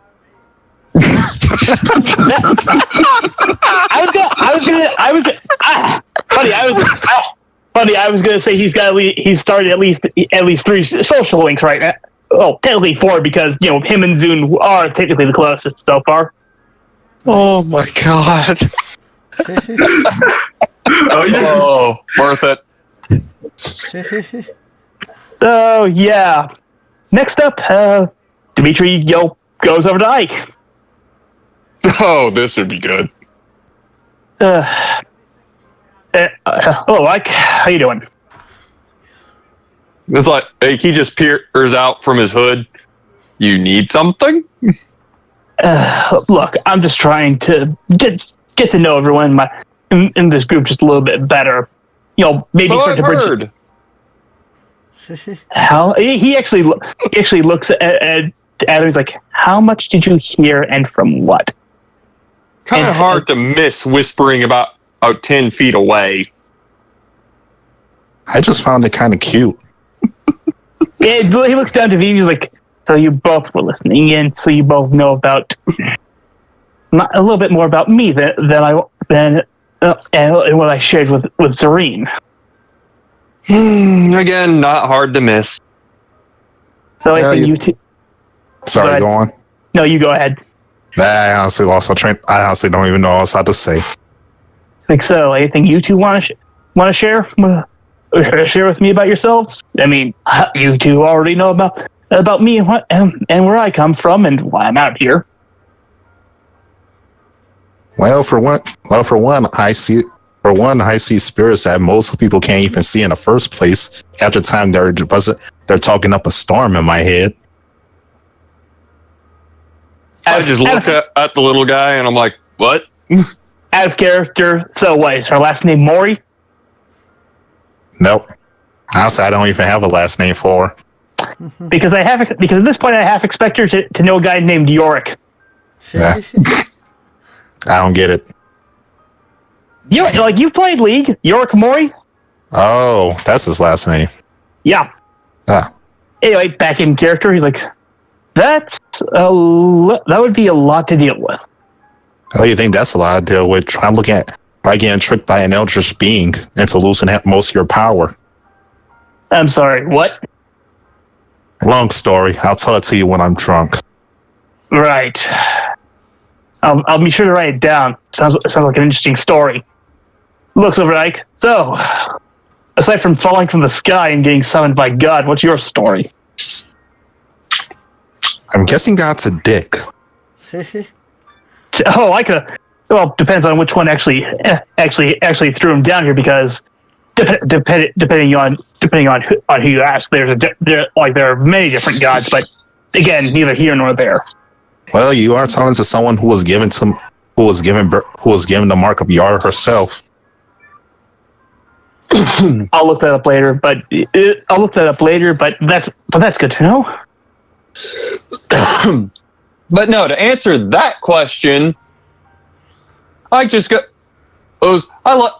and my right is again an army of elves that were pretty much raiding the countryside. Could you repeat that? You kind of broke up in the middle of that. I led my raid against a horde of elves that were raiding the countryside. Huh. Wait, that happened way in the past, so how are you still alive? I mean, aside from the cattail, I know that you're, not the same as Vivi, but...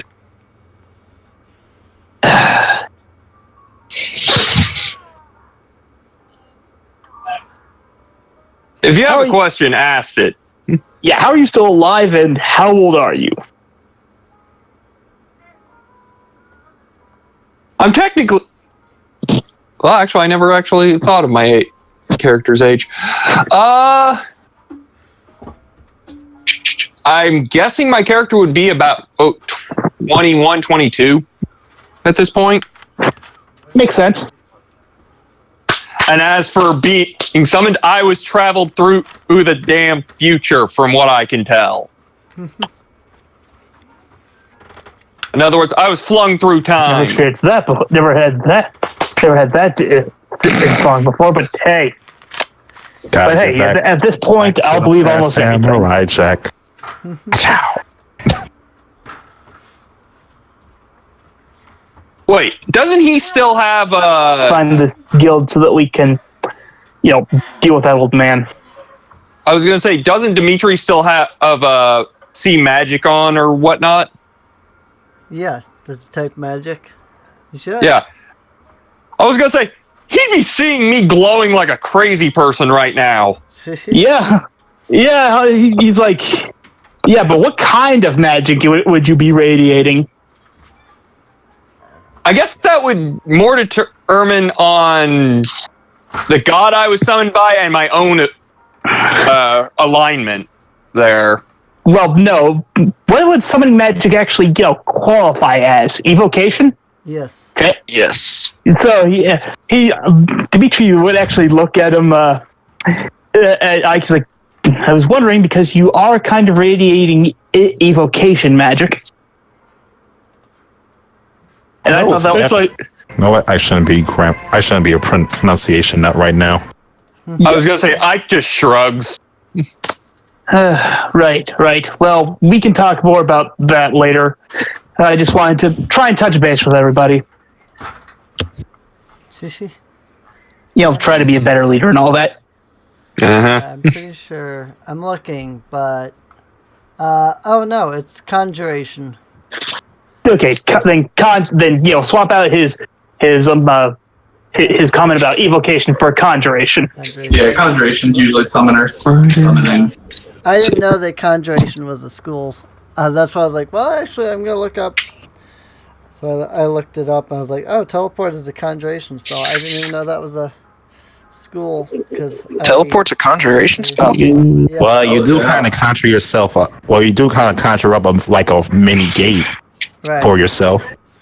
Yeah, no, it makes sense. I just didn't know that there was a school of conjuration, so I didn't realize that was what it was. Yeah, this conjuration school.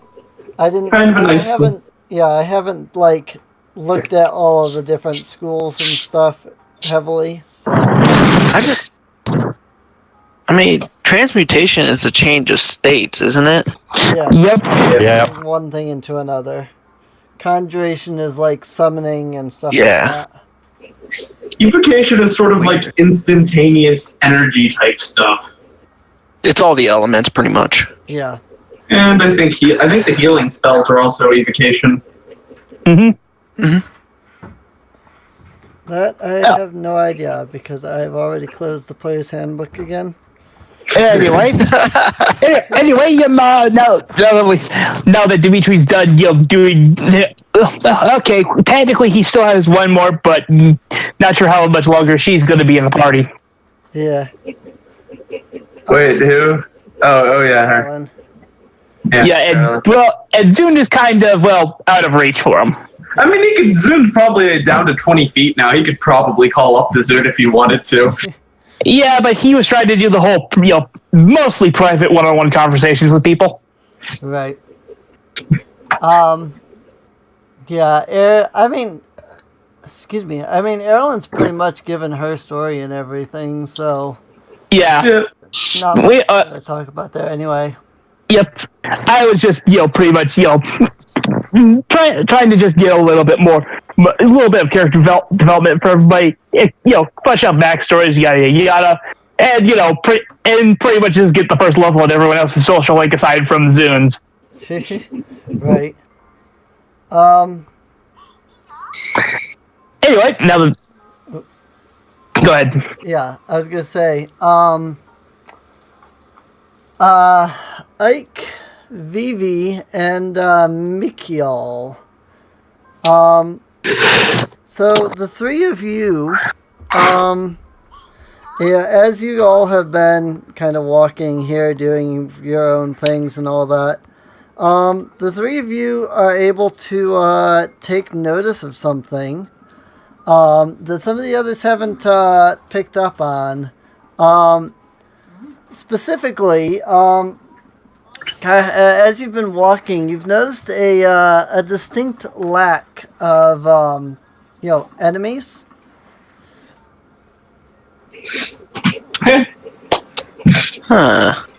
I'm sorry. Ike would automatically stop and take a listen into trying to tune out everyone else just for the area. Sure. I think that would be a perception or an investigation. Perception. That's a plus. Yeah. Attempting to perceive. Zune will also run a perception check as well. Sure. Mika will do the same thing, and then I'll send Osari up to the sky to see if she can find anything with Zune up there. Let's see. Click. Not bad. I failed. Man, I'm getting horrible rolls today. So, are we sure Vivi isn't affecting him? Zune, you were just standing next to me, so... Zune got a 14 on his perception, so just a 14. Alrighty. Say, Zune, Osari's helping you out up there. Oh, okay, in that case, I'll go up there. In that case, allow me to roll again. Yep. I had roll with some advantage. Oh, hey, sorry, I managed to help out a little bit. So that's an 18. 18? Not bad. That's the highest. That is the highest. So, Mikhail and Zune, I will say, you all kind of stop and listen and so on. Zune and Mikhail, the two of you notice that you see and hear nothing. As Zune and Orsari kind of begin to fly around the slums, you notice that you basically notice that there doesn't seem to be anything around. What do you think? What do you think, Orsari? Zin just sort of picked up a little bit. I'm not quite sure at all. This is quite strange. Yes, indeed. Zin once again has another peek around and sort of reports what he finds back to the group, saying that he's noticing that the only thing he can see is nothing. Right. There don't seem to be any enemies.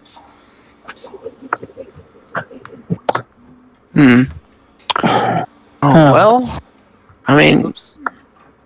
I guess we can try and look for that potion still, or figure out why there's nothing here. I think it behooves us to get to find that guild hall that and actually complete our task. I say, while we have a break of enemies, it'd be easy to try and get it. Mm-hmm. Dimitri's right. Let's go get that potion.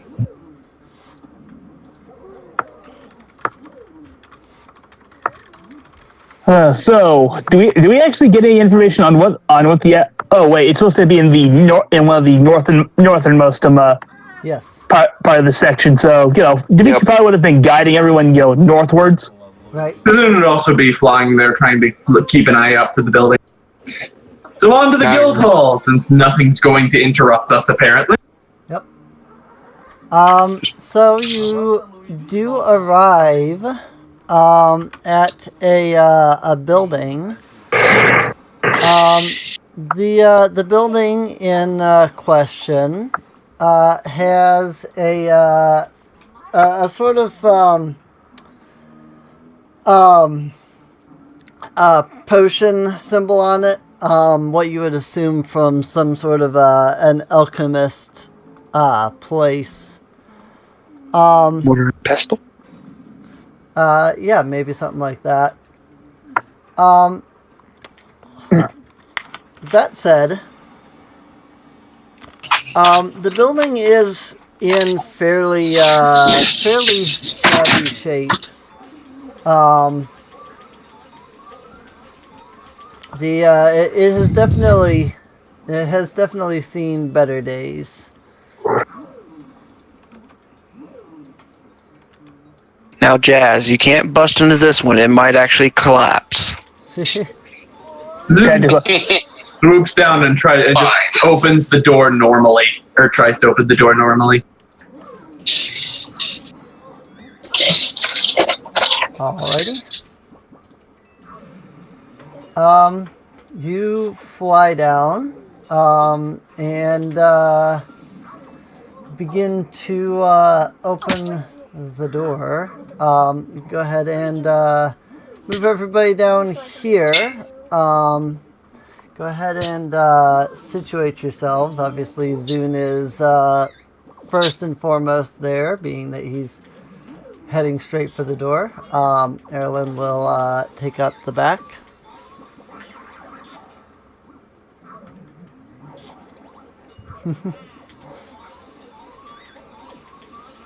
Maria is outside. It's just where her token is. Yeah. No, I understood that.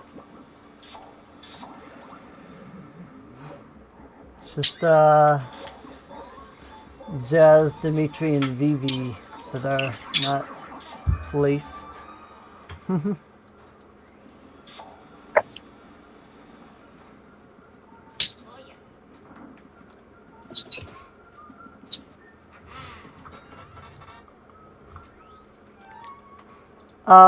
So Zune, you grab hold of the door and begin to push it open. What immediately catches your eye is that inside of the building are two ogres. They appear to be playing a game of catch with the corpse of a dead man as their toy. Ray got disconnected. As the door opens, one of the ogres happens to turn towards you. And he promptly drops the corpse, points at you, and shouts out, "New toys!" Uh-oh. Oh, dear. Now, I didn't have to drop my weapon, or I didn't have to let go of my weapon to open that door, did I? I just could shift it to one hand, right? Right. That works. Good. So it still has its watery glow to it. All right. Well, good news. Ogres are slow and dumb-witted. So Zune, you are up first. How far away are they? Let's see. No, number one. Yeah, number one's about 30, 35, and number two is about 35. Yeah. Oh joy! I should be able to walk in the door and at least be able to fly over to one. So, doing that. Yeah, if it's only 35 feet, Yeah. I guess I'll go ahead and fly on up to one. And well, I don't think I'm going to be able to fly into the air and just start raining knives upon them. So. Let's hope these guys don't have a high AC and I can cut them. You can hope. Right. They have a -2 on wisdom. -2 on wisdom. They have they have a score of 7. Wow. Yeah, ogres are kind of rough, stupid. Well, isn't wisdom more of a mission of cleverness? Yeah. How about what's the intelligence looking like? 5, so -3. Yep. Yeah, So like they're I stupid. said. Wow. They're stupid. Legend, as the monster manual puts it, legendary stupidity. Holy shit. Well, let's hope they're legendarily defensive. Will a 17 nail these guys? 17 will hit. Yes. Okay. These things are stupid. I mean, not just stupid, but really stupid. That's a reference. I don't know if anyone will get it, though. Yes, he has. A little bit. So yeah, 17 hits. All right, and I think I'm going to go ahead and actually do something silly, spend a point of flow, and I'm actually going to hit them with a bit of a harder hit. Okay. Oh, I need 20 booze.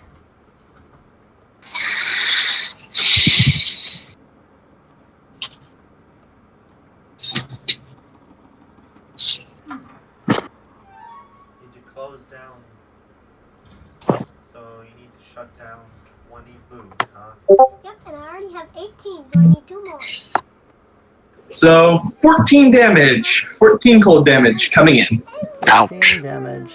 All right. I'm down here. You smack it. So I got booze. It grunts at you. And unless you have anything else, that brings us to Vivi. Yeah, I hope that thing didn't resist cold damage. That would be annoying. It did not. Okay. Okay, so yeah, it's cold. It just has a lot of health. So Baby, help out over here. so Vivi. How would be the time to drop A level 1 spell. Indeed. Yeah.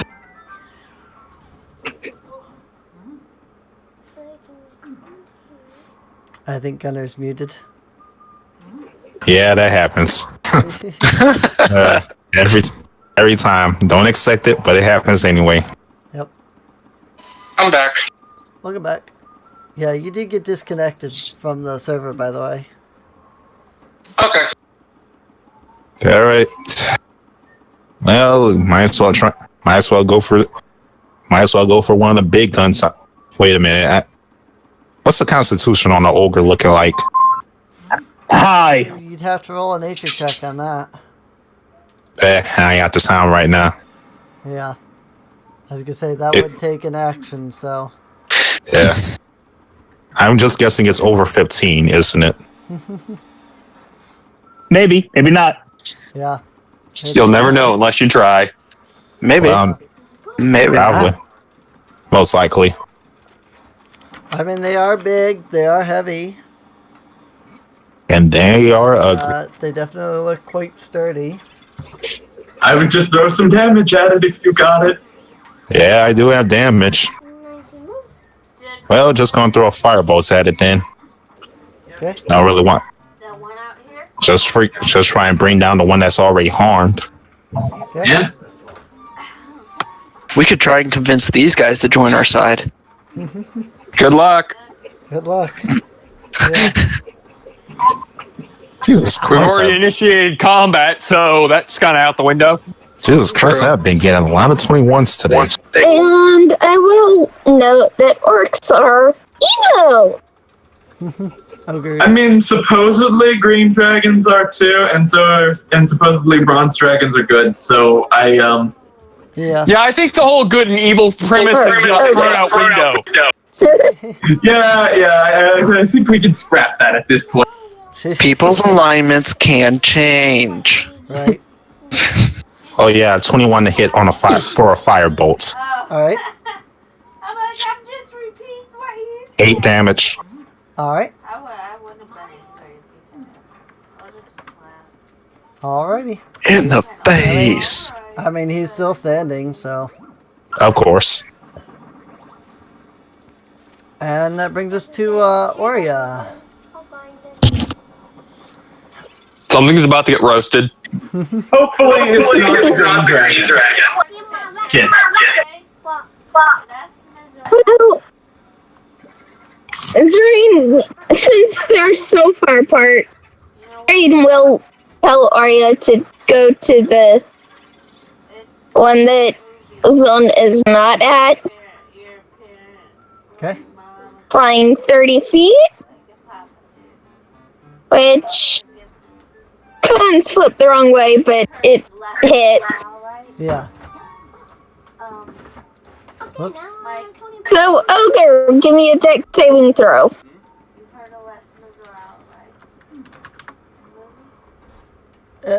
Dexterity saving throw. 13. Everything's safe!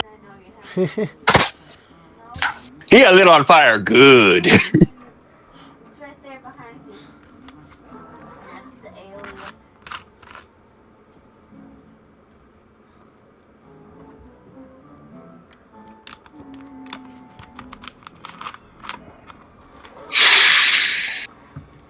So you said he saved? 29.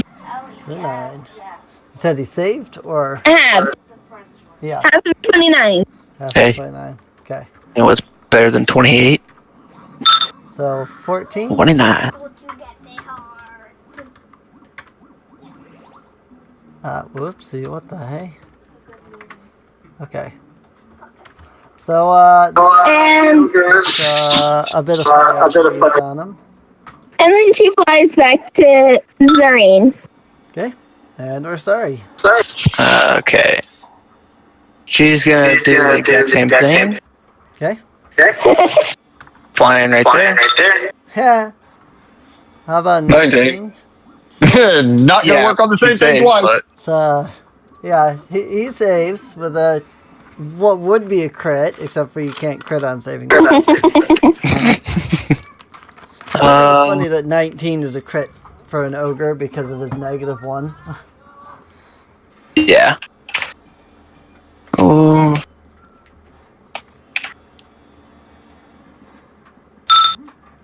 So 12, 12? Alright. and she'll fly back to Mikio. Alright, and Ike. Let's see here. How far can I actually send you? Well, remember that there's a wall here. Yeah, you gotta. I know. I'm going through the door, so. Well, yeah, you gotta make sure that you're measuring through the door.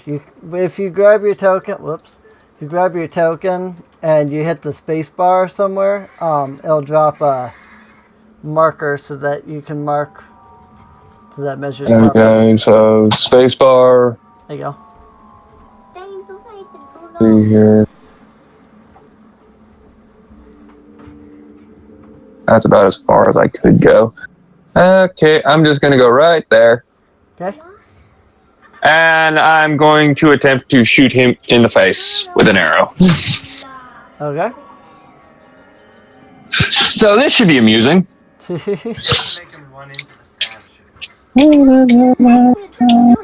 Plus 5 plus 2. Why is that 22? I don't want to know. Okay, here we go.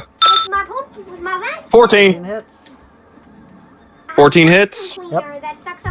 Alright, someone remind me how much damage a longbow does. D8, I believe. I think it's a D8. Yeah, because a short bow does a D6.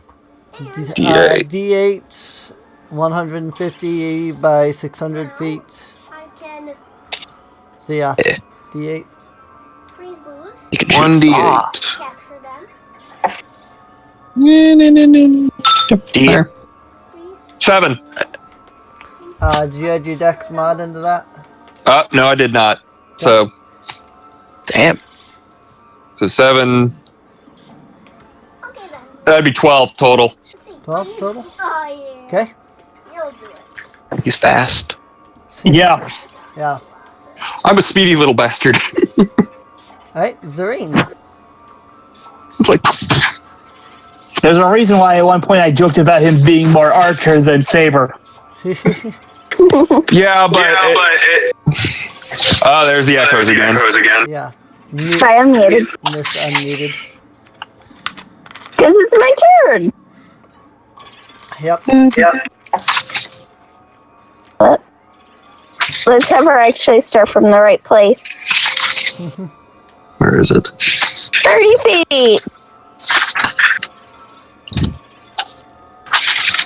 And, well, can I move 15 foot down? I don't think she'll be able to hit the ogre with her breath. Not really, no. It's... Well, Well, yeah, right on the edge. So you can do it. This ogre is just breathed on. so give me saving throw from him. Okay. In the comedy universe, his loincloth is now burned off. 12. That fails to save. Nice. Because Zareen's DC is 14. Cool. Burn, baby, burn. Let's go and burn. So, That's gonna be one toast. if they can see through the door, they'll notice that the light comes from underneath the plate and not from Arya.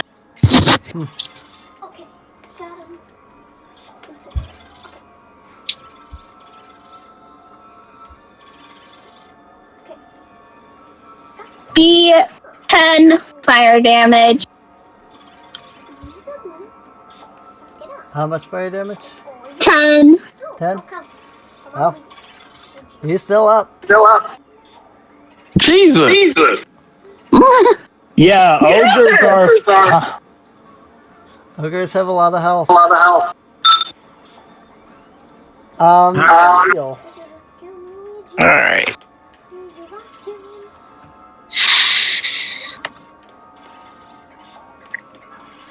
He'll get right beside Ike here and shoot his short bow Okay. at Ogre 2. Alrighty.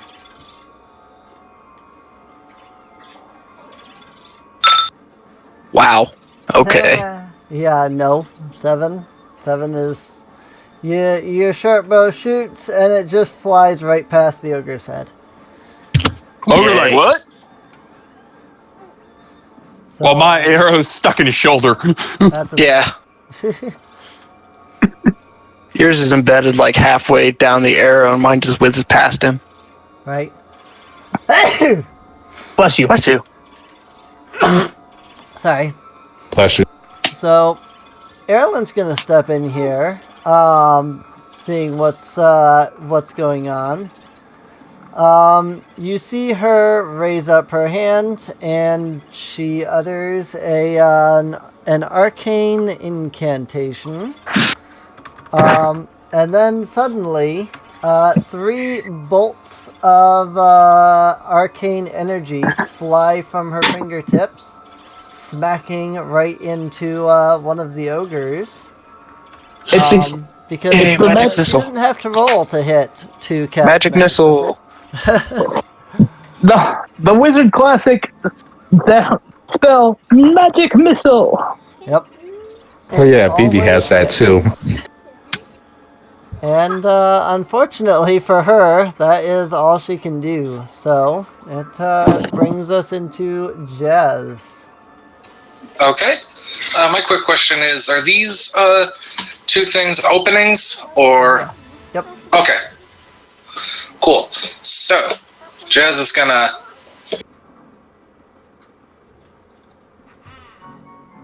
Okay, so Jazz is gonna go in through here.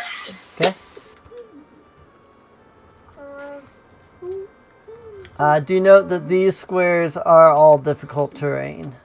Gotcha. So. Okay. So then, what's actually, this right here? That's the doorway. Yeah, that's the door. Huh. That's the door that June went through.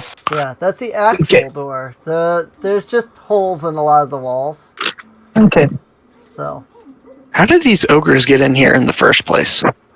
Don't question it.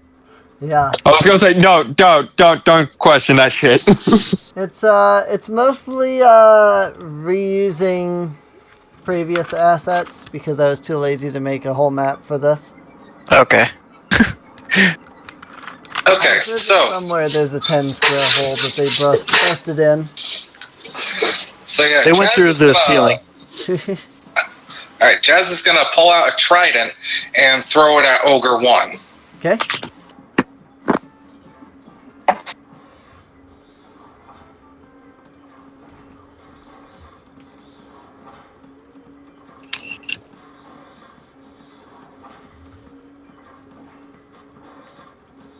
Okay. 14 hits. Okay.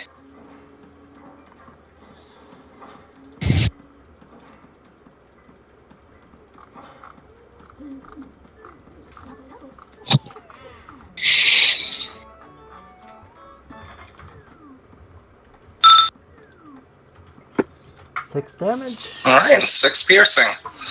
Then she's just gonna pull out her great sword. Alrighty. And ogres. It becomes ogre turn.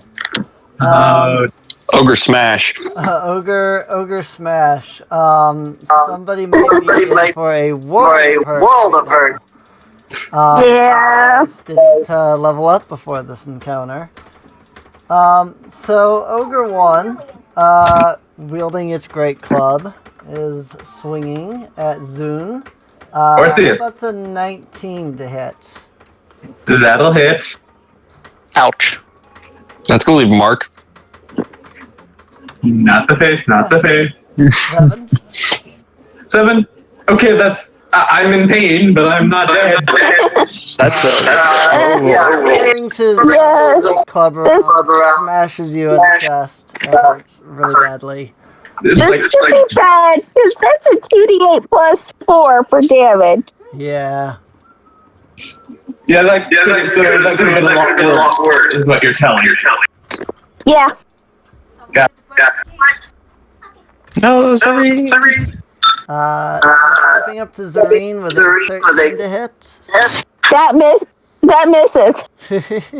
You're lucky. Alright. Dimitri. Hey, Look, the bard actually. Yeah, I know. Holy crap. I'm gonna move up here. Okay. Sorry. It's all right. Okay, Flacco. So he's gonna come here, sees that Zoom kind of got a club to the face. He's gonna be like, okay, try this again. Yo, big guy! You got lucky when you hit Zune. He wasn't even trying to blow. He was just giving you a lucky shot because he felt bad for you. Vicious mockery, wisdom saving throw, and I know these guys have a bad wisdom score. Watch them get a 20. Nope, that fails. So he actually succeeded in it this time. Right? Mm-hmm. Wow. More confidence after he healed Green.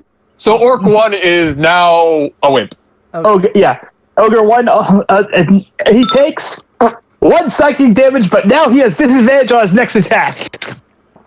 Oh, the infamous vicious mockery from the bards, always coming in to save us. Is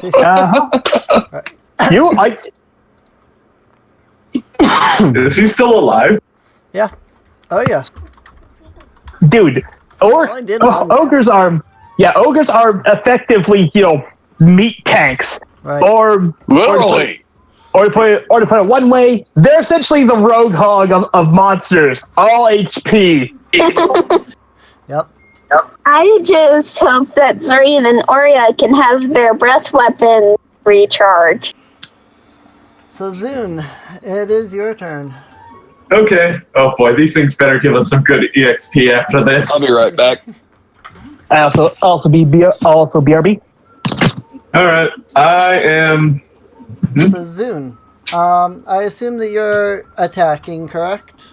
Yep, nothing better to do than to go ahead and attempt to run this guy through. To go ahead and attempt to run him through. So you are going to automatically roll an 18, so plus whatever. Oh, okay. 18, that would be 19, 20, 21. Yeah, you get the idea. It just keeps going up. Yeah. So yeah, you're definitely gonna hit.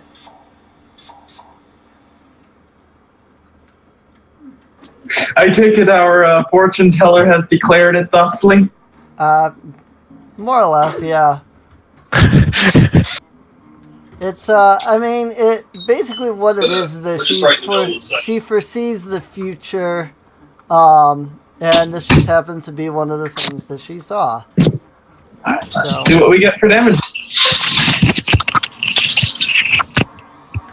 Oh crap! There's something I actually forgot to do near the end of my last turn.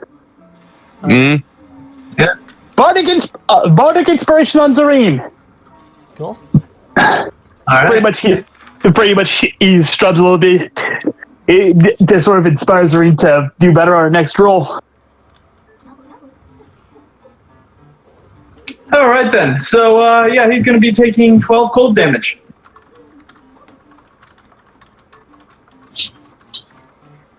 12 cold damage. Alrighty.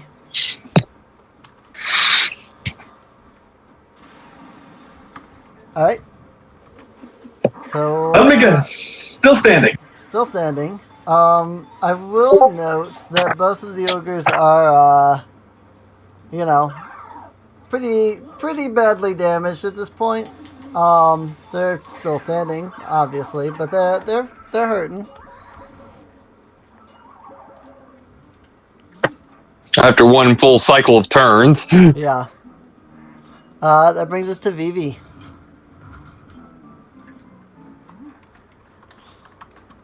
Alright. Checking distance as always. Well, not gonna take any unnecessary risks with this.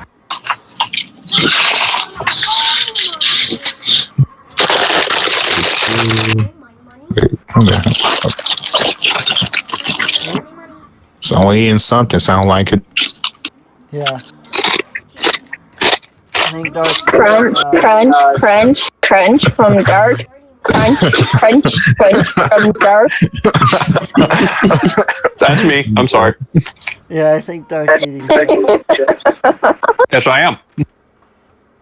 I didn't know that could go through the mic. I'm sorry. You're good. I was eating chips too. Well, 23 to hit Ogre 1. That'll hit. And another firebolt for 9 damage. Hey, the ogre at last goes down. That ogre probably didn't know what to think. He was getting hit by a freezing blade and bolts of fire. It's like everything hurts. Dimitri is going to pretty much call at this point, like, okay, everyone aim for the other guy now. Of course. Who else do you want me to aim for? You? The walls over there? Hey, Kyle. What? I mean, what? Hey. The guy munching on chips. Putting them away. Alright. So, at the beginning of Oria's turn, Miss Melodies on a 5 or a 6, she can use her breath weapon. Yep. And I got a 1. Ouch. Nope. That is the exact opposite. The idea. The infamous Miss Luck has finally run out. Well, this is also first combat where we've actually gone to this round. Yeah. Yeah. So, yeah. So, instead, she is going to paw at the ogre. Okay. She crit! Dang. Like I said, Miss Jury Miss Luck. Fly, go away! Aww. See, I'd make a comment here about Miss being the new Anaya, but I don't think anybody in this group even knows who Anaya is at this point. So, Anyways, that will be 11 slashing damage. wow. Dragon has claws. Your dragon does exactly enough damage to take it down. And again, only one person gets hurt. Freaking Zoom. It wasn't the same. Nope, wasn't. Zoom broke a few ribs. Alrighty. Jazz is gonna grab her trident out of the ogre. Okay. I'm gonna do an investigation on the ogre over me. I'm gonna just do a perception check, I guess. Dimitri's gonna go for the Zune and Cure Wounds. Let's see. So, Zane has a 17 and Arya has a 16 investigate. Cool. I got 13. I got a 15 to percent. Is, as always, best investigate. That's the second crit or investigation that Asari has gotten. Wow. Ow. Jazz got Jazz 1. only cares about getting her trident back. Yep. Yep. She was more focused on the trident. Asari being shy, she checks everything. Yeah. It's a special trident. And Dimitri's investigation check. 16! Hey, go! 16, not bad. So you matched up. Yeah. So, there was 29 silver amongst the ogres. Adding that to the total now. They like shiny. The encounter experience for that was 200 experience. Holy shit. It was 2 ogres. Is that Point taken. each of us, or is that overall though? That's individually. Ooh, oh wow, yeah, that's a. You're all sitting at 540 experience now. Yep. Wow. Yeah. Got a lot of XP. Yeah, almost 2/3 of the way there. Yep. Few more. We need to go find some more ogres to farm. I'd rather not, seeing how pretty much they can all one-shot us right now. Yeah. Let's not get one shot into oblivion because of a shot by an ogre. I just imagined the giants from Skyrim smashing the ground and our characters going flying up in the air. Yeah. Yeah, pretty much that would be the epitome of what would happen. Yeah, besides Jace, I just used up my last heal on you, and you healed 6 HP out of the 7 you lost. Oh, okay, sweet, sounds good. Thank you. You're welcome. Zune will also thank Dimitri for that. That said, the only thing that you find in here of any interest, I should have had this open a while ago, but I did not do so. So let me grab this real fast. You mean aside from the potion of longevity? Well, I'll get to that in just a second. So, as you spend time looking around, you find a excuse me. You find a potion that is filled with amber liquid. Inside of the bottle, suspended in the liquid, are a scorpion's tail, an adder's fang, and a dead spider. And on top of all that, a tiny heart that, against all reason, seems to still be beating. Is that a potion of extend life?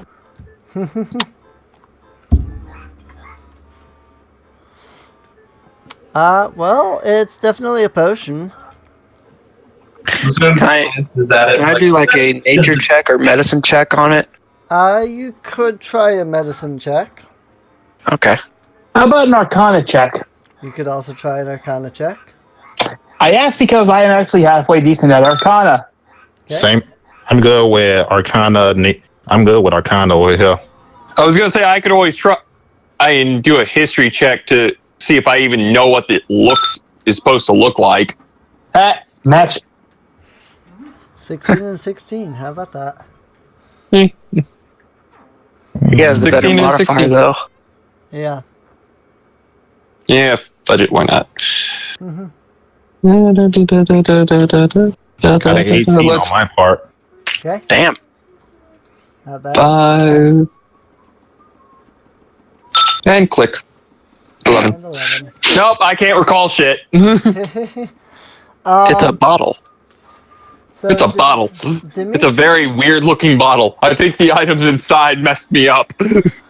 Dimitri, Mikhail, and Vivi. All three of you can in fact recall that this is a potion of longevity.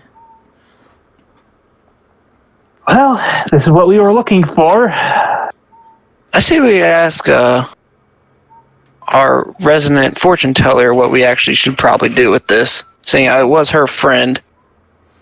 She's told me that, she actually already told me about that. Yep. Hard lying again? No. No. Oh, no. Oh, no, he was actually informed. Okay. Nope. He actually was. He and Erlen last session actually did have a talk about Olo and the potion of longevity. Erlen informed him that while she does have the ability to foresee the future, her abilities come in glimpses. Small visions. She doesn't get to see everything. She has witnessed Olo's fate. But as to whether his fate is caused by you giving him the potion or by you not giving him the potion, she has no idea. That's game logic for it'll happen either way. So, good luck. He's gonna die. Say, Erlen, how do you actually feel about giving the potion to him? Now, see, that's the question to ask. Erlen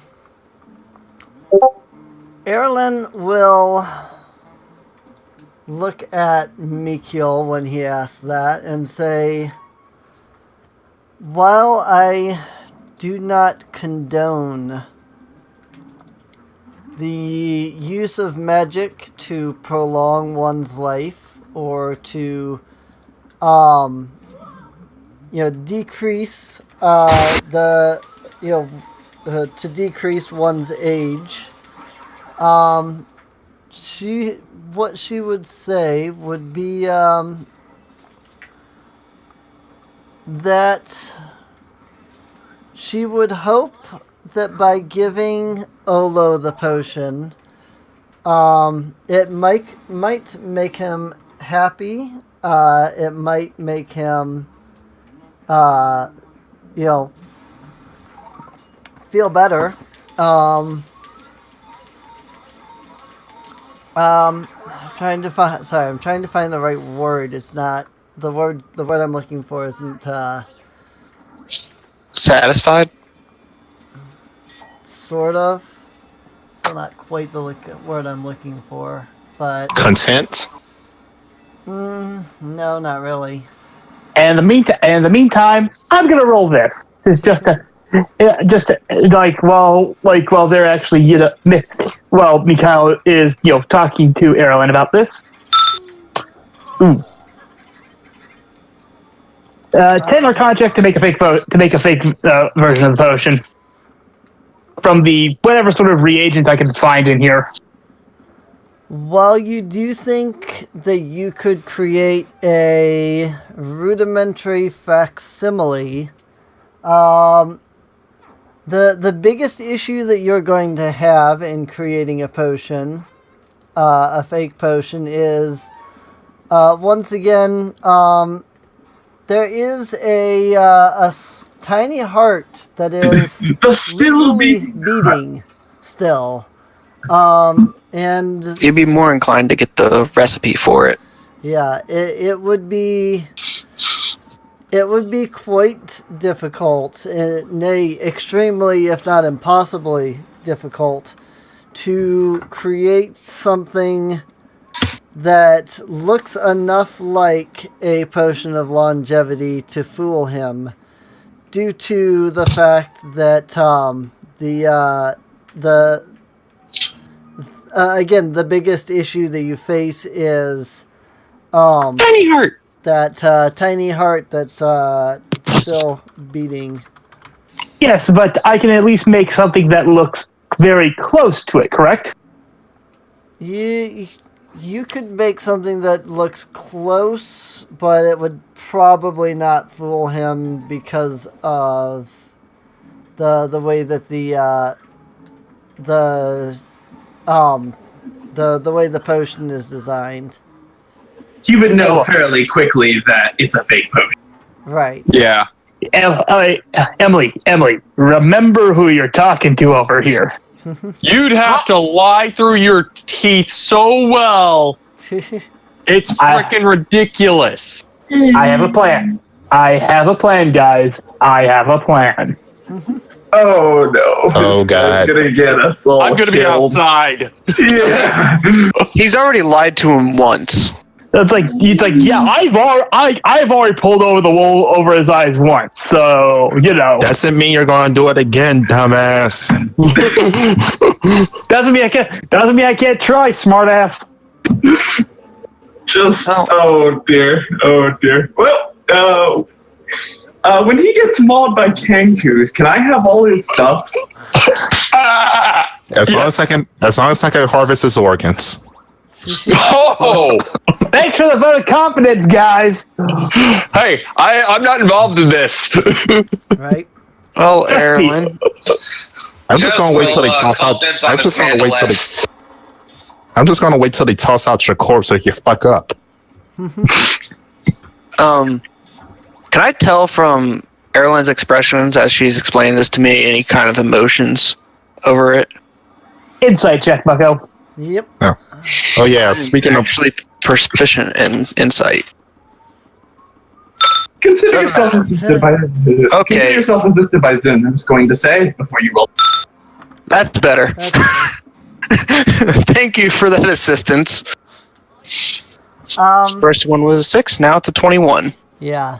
So, in the way of your insight check, you can definitely tell anytime Olo comes into the conversation, comes into the picture, there is a deep sense of I don't want to say depression, just more like distress, a sort of dullness or melancholy, a heavy-heartedness. That's what I'm looking for. She looks very heavy-hearted about the matter.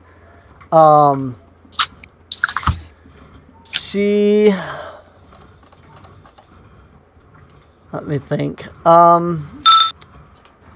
It's very clear that Erlen definitely had, or maybe even still has, special feelings for Olo. Beyond simply, two adventurers journeying together. Well then, Dimitri, give me that potion before you mess it up. Yeah, and he's like, "What?" And like, "Wait, this?" He holds out the rather crude facsimile of it. Yeah, what about it? Well, I would have you roll a deception versus insight on that. Yeah, and again, consider yourself, Miguel, I guess consider yourself assisted by Zune, because I imagine he's also keeping an eye out. I've been watching Dimitri this whole time, so if he swapped potion into the middle of that, I would have probably saw it. So essentially, you're assisted, no matter what happens here. Right. You get advantage on this too, Miguel. Oh, no. I never took the longevity potion. I just got a good look at it so that I could make a good fake. Oh, is the longevity potion still sitting on the shelf? Yeah. We can just say, well then, if that's true, I'll just go over and grab it. Yeah, like Dimitri never grabbed it. I never. I only said that I only asked if I could get a good look at it so that I could make a fake one, so that I could try and make a fake one. All right. I whisper over to Mikkel in the quietest voice I can manage. Are you planning on giving that to Olo?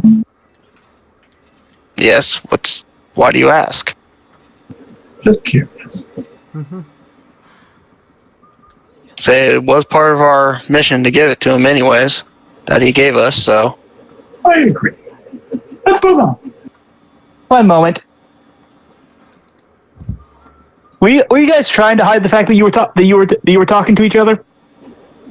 Nah, I was practicing my indoor voice, and Zoom just sort of was like, "Well, I'm." That was out of character, by the way. Oh, because I want to know if I need to make a. Yeah, I need to know if I need to make a perception check in order to hear you two talking. No, I mean, Mikio would have said that in a perfectly normal voice. Yeah, unless you were just wanting to whisper to hear what Zun's line was. Which Zun probably really wouldn't care if you heard anyway, so. Dimitri looks at Mikhail, he's like, you plan on what? I mean, we did agree to give it to him, so if he drinks it, it's his choice, not ours. Yeah. Yeah. Okay. Or counter argument. I don't want to see this guy eventually turn into a lich. If he does. I'm sorry, Dimitri. How is that our problem? It's like he actually looks at Ike. He's like if we enable him to do this, that then it'll be on our heads that we send him down this path. I don't want to be responsible. Counter argument to that. He was already on this path to begin with. We have no idea if he would have gotten the potion with or without our help. That's why I plan on giving him this, and he'll hold the fake potion. I can tell him that it went bad, that he should give up on trying to restore his youth. You do know these potions are magical and rarely go bad, right? Yeah. He's like, oh, I'm sorry. Since when did you become an expert on magic, Mikhail? Because if I remember correctly, you clammed up pretty much whenever I tried to get anything out of you. You know what? Just because I can. I just didn't want to tell you. I go over there twiddling his thumbs. Oh, hells yes! 24. I did a history check to see if potions actually age or not. Mom and Daddy. No, they really don't. I agree with that statement. He just said that potions never go bad. You got sick again? Yeah, I knew I was sick because I woke up and I rolled. He looks at two of them. And two of them's like, so you, he's he actually looks at me. I was like, what exactly do you know that I don't? There's some information you're not telling me to why you're suddenly being so altruistic. I'm just completing our missions that we were hired to do. What's it to you? I'm saying that if we wanted to, we could give him this fake in his deranged mind. He could believe it's the real one, and we could sell that. And we could sell that for our own profit, or just dump the thing into the ocean. I'm sorry, if we wanted to just destroy the silly thing, we could do that right here by just smashing it on the ground. Well, So I'm holding the actual real one here. Dimitri, you can do whatever you want. I'm giving it to the man, and we're leaving this place. Dimitri draws his rapier. He's like, "No, you're not." Boy, do you really want to go there? Zun kind of draws out his great sword and ports it out in between the two of them. Now, that's enough fighting out of the both of you. At this point, I walk over to both Dimitri and... God damn it, my brain's not working. Who has the real potion? Mikhail. Mikhail. I go between both of them, and I just take both potions out of their hands and put them in my back pocket. Anyone going to argue with me? I mean, Mikhail's not going to let it go. So you can. I think he's going to be more preoccupied with Dimitri. Make a sleight of hand check then to try and. Okay, I'll do a sleight of hand. I mean, he's still got a +5 in it, but. I was going to say. Yeah, he'll probably get it. Yeah, like I'll say Dimitri's a little bit distracted to get with arguing with Mikhail about this to get to care. So Go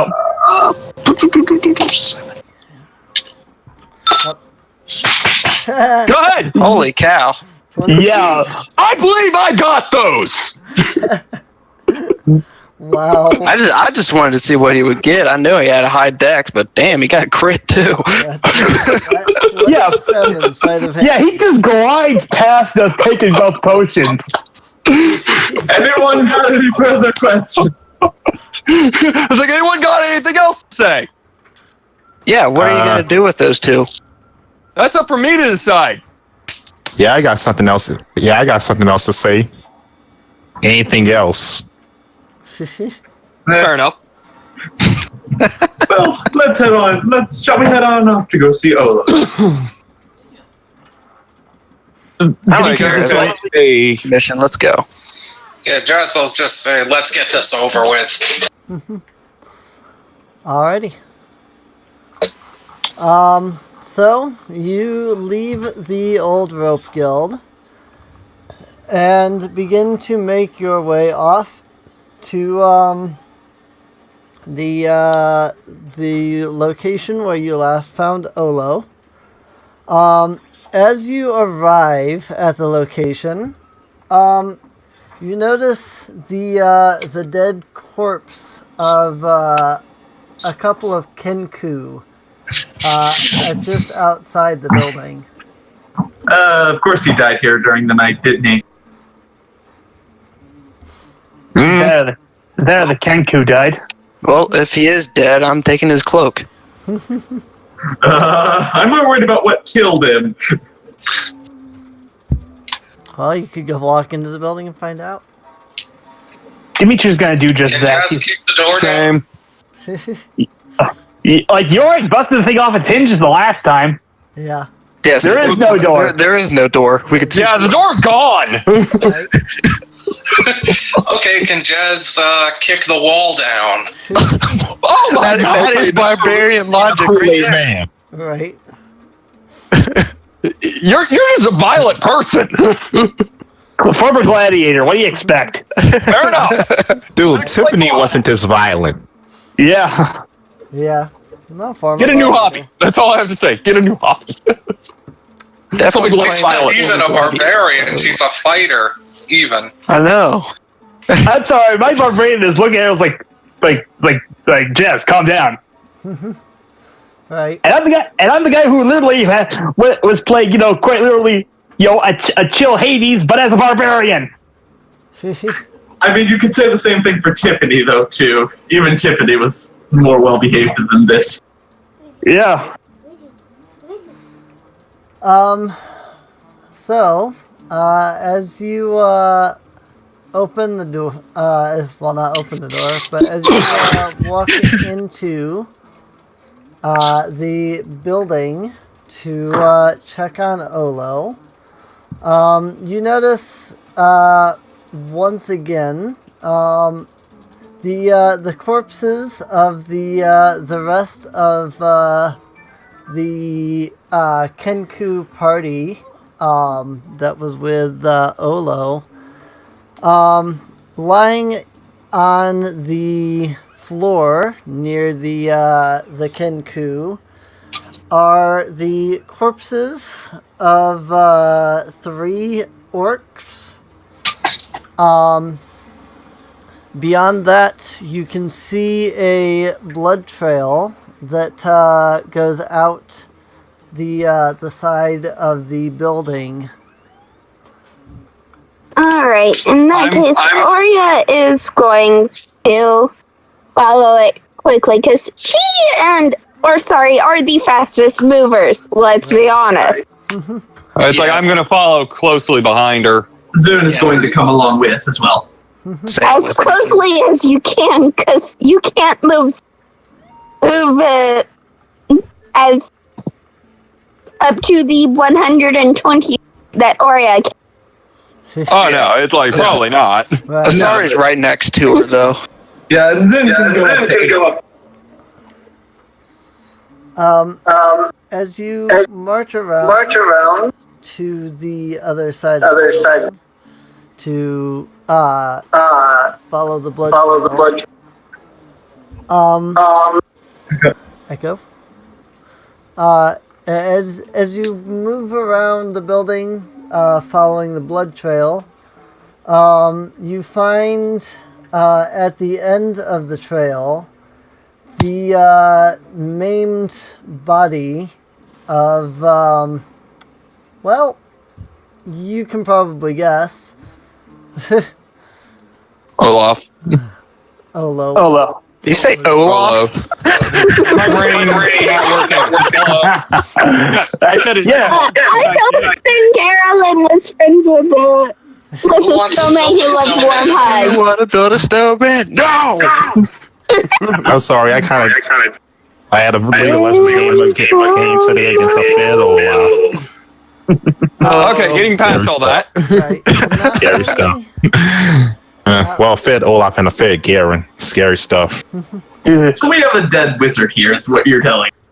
Not only do you find the corpse of Olo, but also lying near him, you can see the corpse of his assailant, also an orc.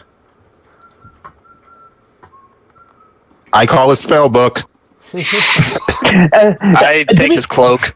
Dimitri actually grabs the two. He's like, the two. He's like, not like. He's like, he's like, he actually grabs the two before they decide to loot the thing. He's like, wait 1 moment. Phoebe didn't even make the move yet. She just called it. She getting that word out there. He just grabs the two of them before they even try to move. He's like before the two of you decide to desecrate that corpse, and by the way, it looks like our arguing earlier was for naught. And I have a suspicion on how these orcs got in. Looks to Jazz. What? I'm sorry. I'm going to just peer behind me. You were the one that broke the door down. How was I supposed to know that the orcs would come in? Let's see. Let's see. If I was a near mindless marauding bloodthirsty brute and I saw an open door, I would think, oh hey, this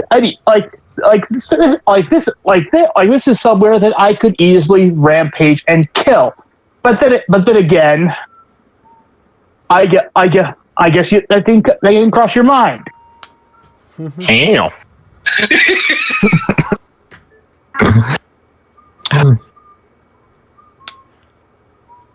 Well, I guess we can get rid of that potion now. Seeing how he's not going to need it. Dimitri just is like, at least let Erlen see it. Let her grieve, then do what you want.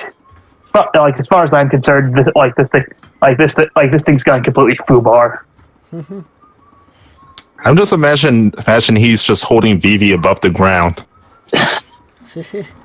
Yeah, kind of. But like as he starts to leave, he does set Vivi down. If Erlen is in the back, he's like, sorry. Yeah, It's fine. like I grab the what do you want to call it? The orc corpse that was next to the wizard and drag it all up that way. It's out of her way if she wants to grieve. Right. Erlen does come over. She notices the corpse of Olo, and you can definitely see a very heavy-hearted expression on her face. She drops to her knees, and you hear her begin to speak something. It's in a language that none of you are familiar with. But the feeling that you get from it is a sort of blessing. What's the word I'm looking for though? Eulogy, something like that. Basically, she's sort of giving him like a final goodbye.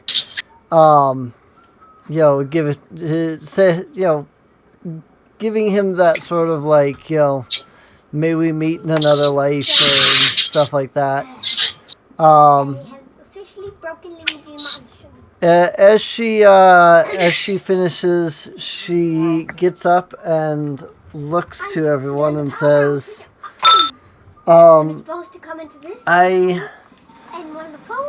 she will say, I have already had my time to grieve over this. As I have already seen this moment. That said, what she will continue to say is, I think it is time for me to return back to the. I think it is time for me to return to New Flan.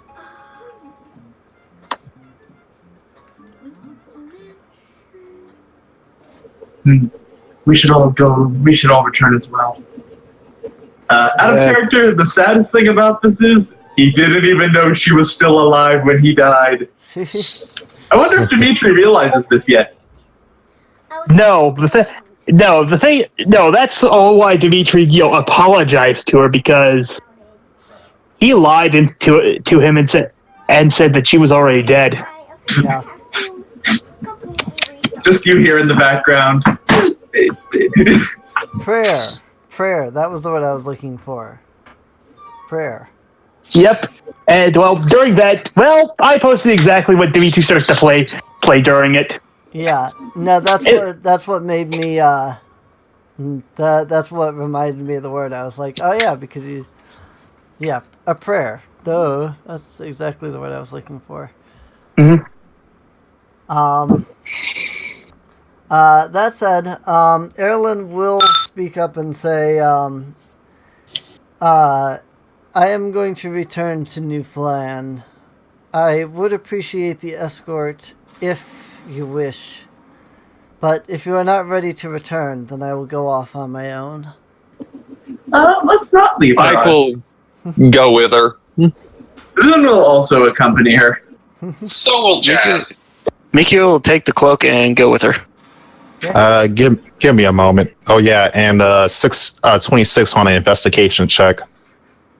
For just around the building. Dead corpses. Dead corpses, whole room, anything left over. They ain't gonna be needed now.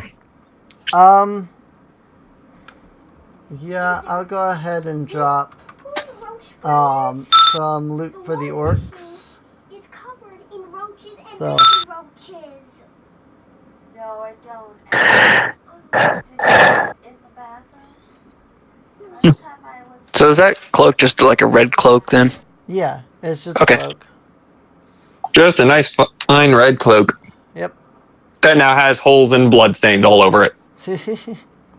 Ow, the edge. There we go. So, it sounds like you're all just going to go ahead and go back. Yep. I mean, you do have to hit the training hall anyway.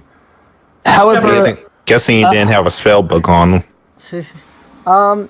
He did not actually. No. No arcane focus either. Nope. Dang. okay, Dimitri is going to be the last one out, and he's going to say in Elvish beforehand to just over the place. Just I apologize for my deception. If it even if you decide to haunt me for my transgressions against you, I do not hold ill will towards that fact. I feel like part of your demise is on my shoulder. But I pray that you get that in this final release from your death, your eyes have been cleared of what clouded you during life. So does anyone speak Elven? Nope. No. Nah. Yes. No. I would have just heard that. Just thought. With Why don't we- Dragonbound, he knows all the languages of her base race, which is technically high elf. Right. Yep. So Zareen is the only one that actually holds Dimitri. Hello, Echo. Erlen does Elvish, so. Yeah. So she probably would have heard that too. Right. Echo. Zareen, Oya, and Erlen. Because the bonded dragon knows all the languages as their partner. Right. Mm-hmm. So either of them have a reaction to what Dimitri just said? Not really, no. Particular. At least Erlen Okay. doesn't. Yep. Well, if neither of them do, then Dimitri's going to take up the rear and follow everyone. Alrighty. But that Dimitri's lie. As you arrive in this Newfoundland once again, you are greeted with a good bit of praise, actually. One of the guards steps up to you, and he says, "All of you have done well. Latest reports say that the slums have been cleared of monsters." Yeah, we managed to clear most of it out. In fact, there's even a small contingent of kobolds that we managed to convince to help you guys help Newfoundland out. Dimitri says that, not really looking at the guy, just still just a little bit he's getting praise, but it's that he doesn't feel like he really did anything. Right, I understand that. So one of the guards will mention that that your party should head off to the council chamber because the council is looking for all of you. So do we get any bonus experience for the kobold cult? No. Yep. Oh well. Technically, the bonus you got was from just getting experience for the battle because you didn't kill him, so.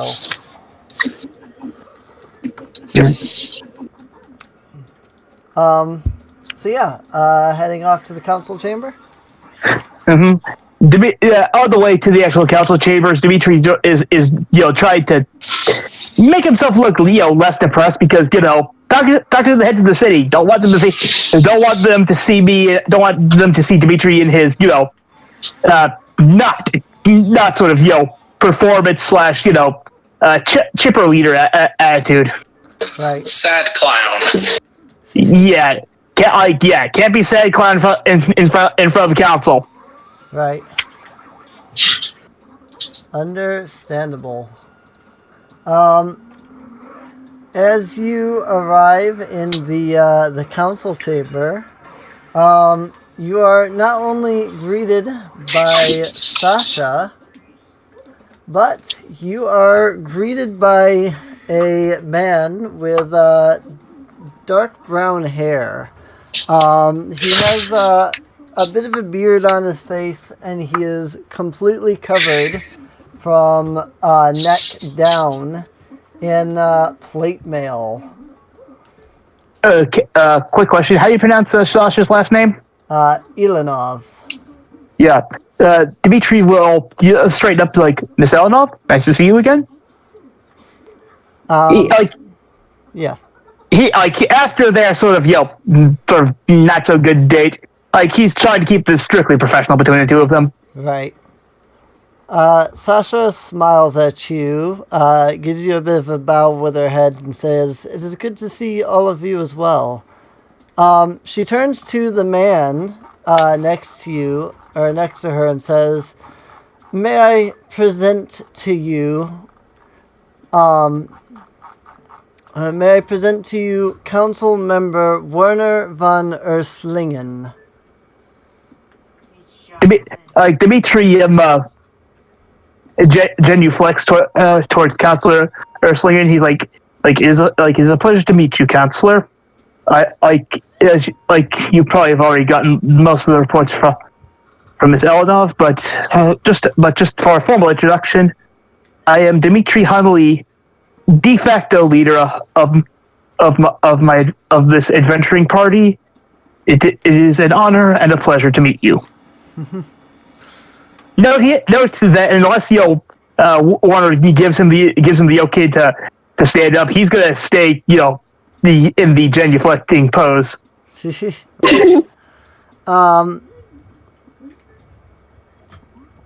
Werner smiles at you and says, "Please, stand."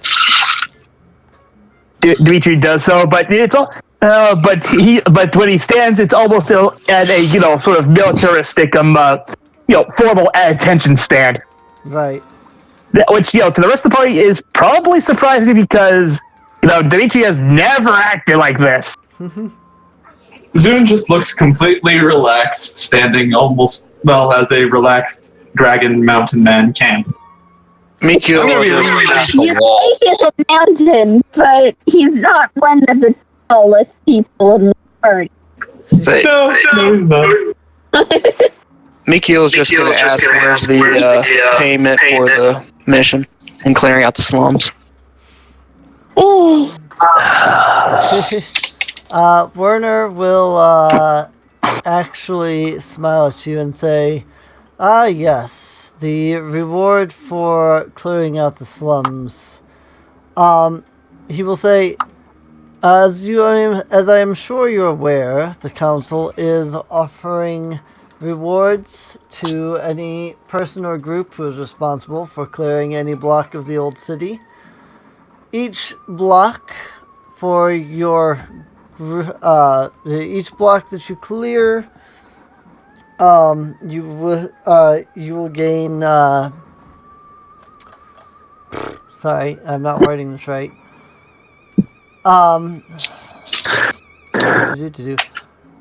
He will say,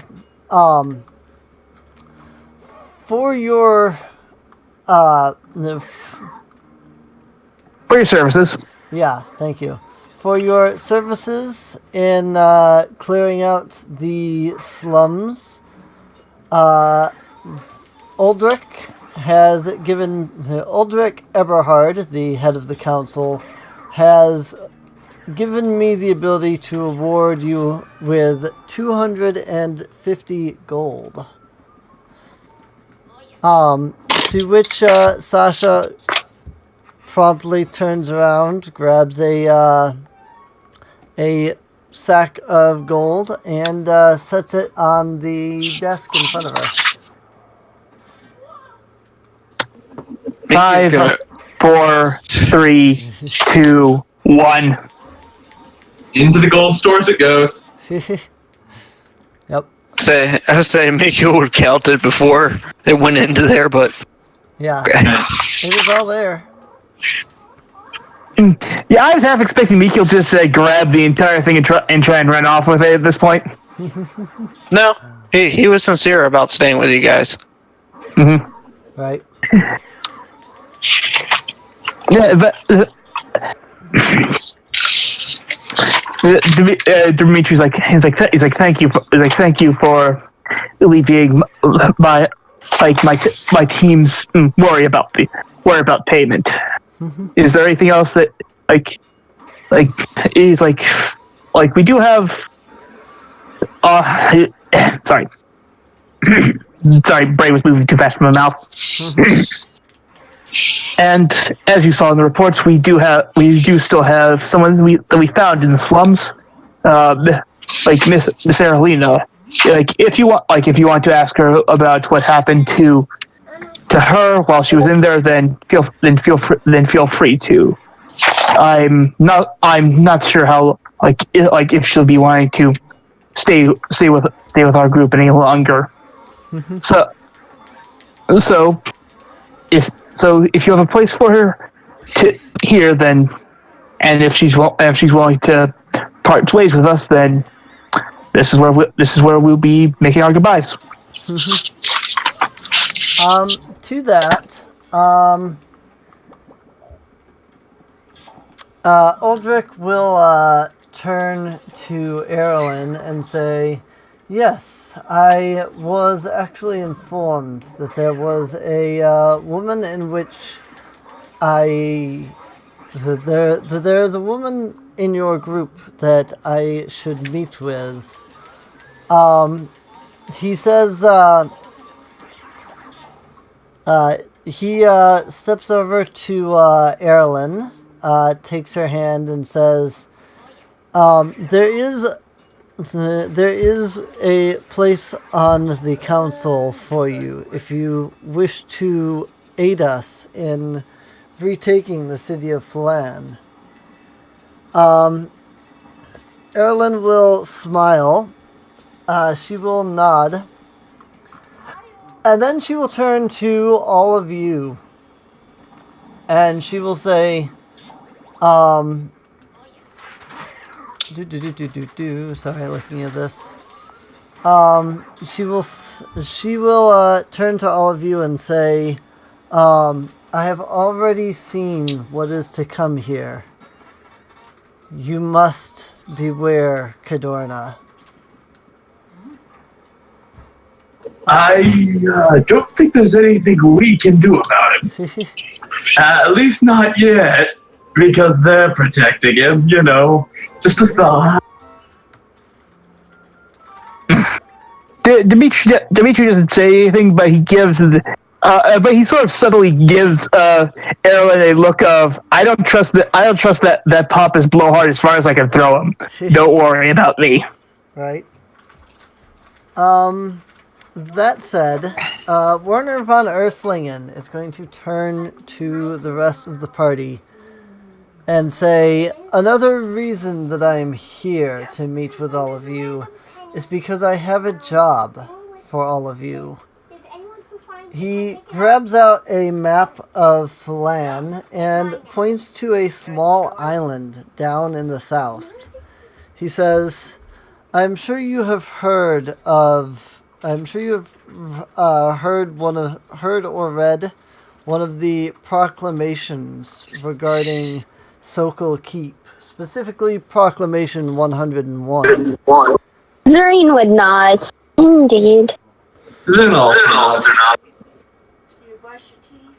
I'm actually drawing a blank here. He'll say, Commerce is the lifeblood of Newfoundland. As such, we must clear Sokol Keep of its current unlawful habitats. At one time, Sokol Keep was a watchtower and a lighthouse. It guarded Newfoundland and kept a close eye on the lands around.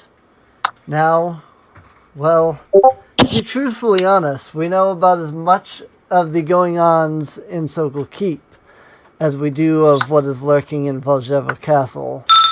That is to say, we know next to nothing. Except that there's a bronze dragon in said castle. To that he will nod and say, yes, well, rumors have stated that there is a wraith in Sokol Keep, so we're 1-to-1 on how much we know in regards to what is going on between the two. One moment. I'm gonna have Dimitri do a sort of a quick internal nature check, because Wraith, that sound like if it's getting mentioned in the same breath as a being dragon in terms of danger, then he is going to want to try and remember anything about it. Okay. I got a 16 on history. Go! 6. Great, thanks for eating my roll there, man. So unfortunately, you are not the most familiar with Wraith, or Wraiths. Yeah. Apparently neither is Mikiel, because also a 6. Better roll. Better roll. Where's modifier? Yeah. I mean, technically that's a 12 for Zoom, so he's twice as familiar with them as those two. Yeah. Well, Ike over here got 16. Okay, never mind. Yeah, your dragon knows nothing. That's a 7. She's good at finding stuff. Right. Clearly. So what Ike can tell you is the wraiths are very powerful undead. Specifically, they are known for having very powerful life-draining abilities. People who are killed by wraiths tend to come back to life as, well, either as specters or as zombies. So they tend to, create more undead wherever they are. Also, wraiths are very, very evil. Zim nods a minute and says, didn't you guys see you also having some trouble in your graveyard?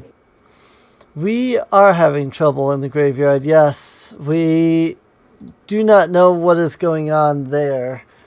Simply that the boss, the supposed bronze dragon that we have heard from all of you, we know that the boss is not the one that is causing the problem in the graveyard. In fact, our spies near Stajanow Gate, which is not far from the graveyard, seem to say that whatever is occurring in the graveyard even has the boss afraid. Though perhaps the graveyard might be a good test before we go fighting a bunch of undead in the keeps. Zareen would shake her head, and honestly, in my opinion, care of the keep is more important than the graveyard at the time. If Newfoundland cannot get supplies, we won't be here much longer. Right. We'll just say nothing. And besides, we have Arya and Arsari.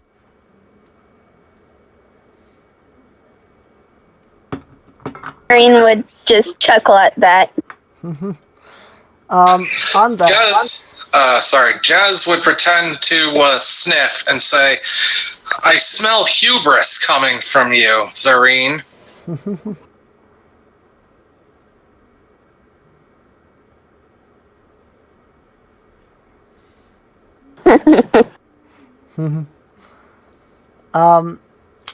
On that note, in regards to undead, Werner will respond and say, well, let me put it to you this way. The issues that we are having in the graveyard appear to be the steady reviving of the undead. As for the issues that we're having in Sokol Keep, well, let's just say it is also the steady revival of undead. Truthfully, if you wish to go on your individual strengths, I would say that as Sokol Keep is a much smaller place, you're more likely to be able to handle it than you are the graveyard. I say we train first, then go to that one. I agree. I said, so Mikio asked if it's the same pay as the slums for clearing it out. It is not the same pay as the slums. Because clearing Sokol Keep is a separate proclamation of its own, there is a different reward for it. I'm trying to check. He says, as reward for clearing Sokol Keep, due to its importance in the retaking of the remainder of Flan, a group of your size, let me just say, Uldrick has given me the ability to pay you 300 gold pieces. Out of curiosity, how much are pretty reasonable? Out of curiosity, how much are the 2 graveyard jobs? He will say, if you are referring to Proclamation 64, just to go in and discover what is going on and return with an eyewitness account is 50 gold. If, however, you are referring to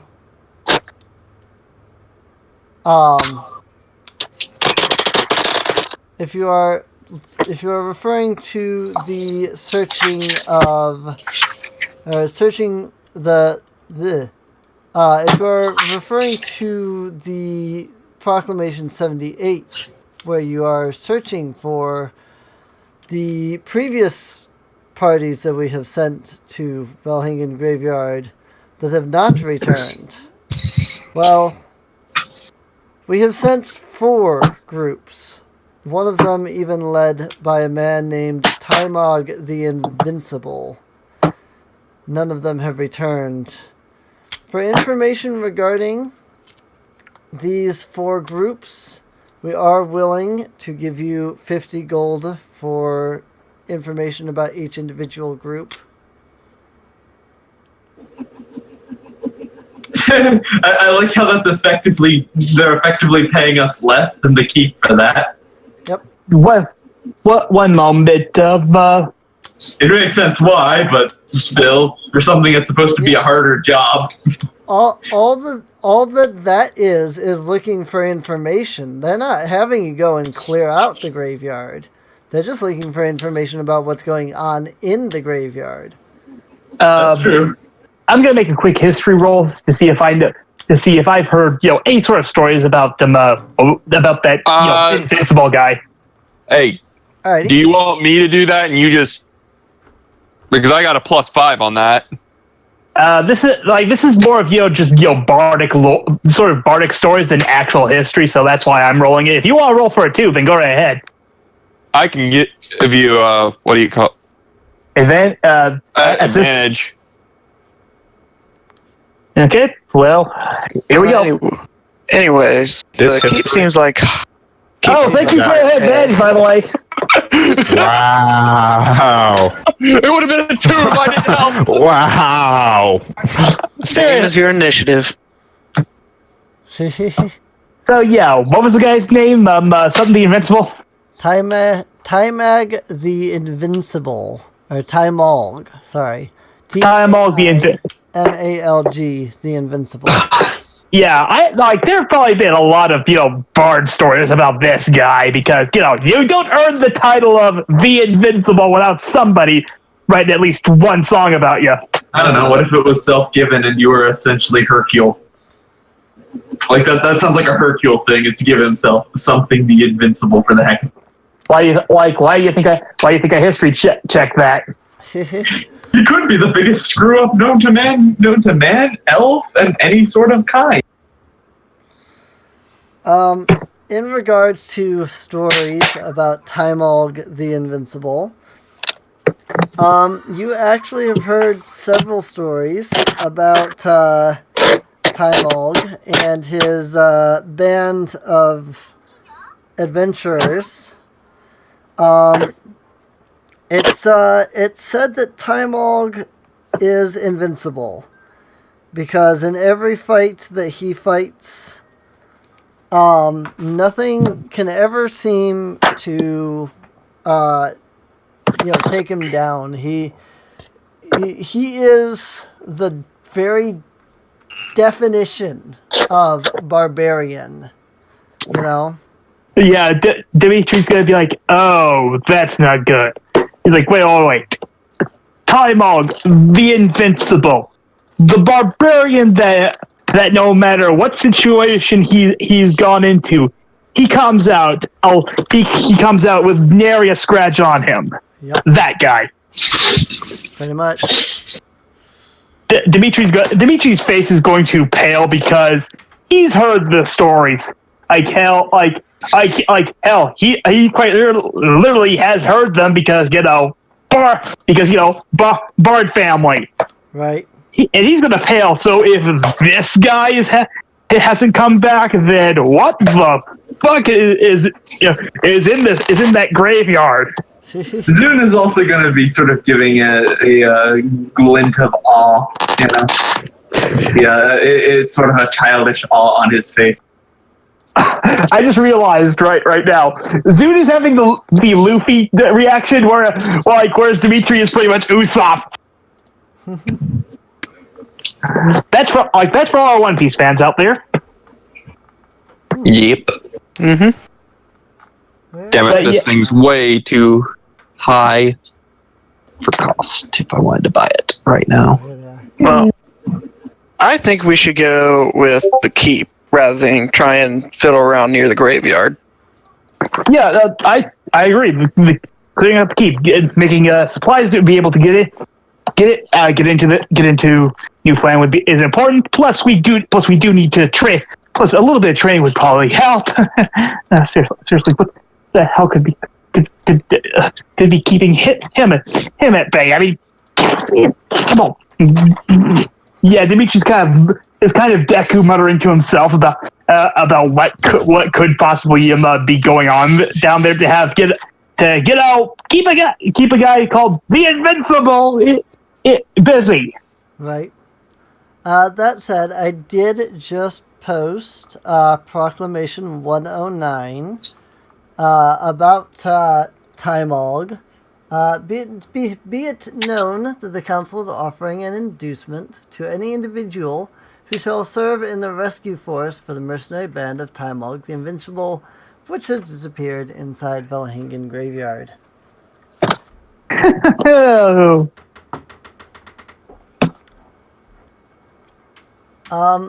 So yeah, that said, again, Werner would stress the severity of traveling to Sokol Keep and trying to clear it.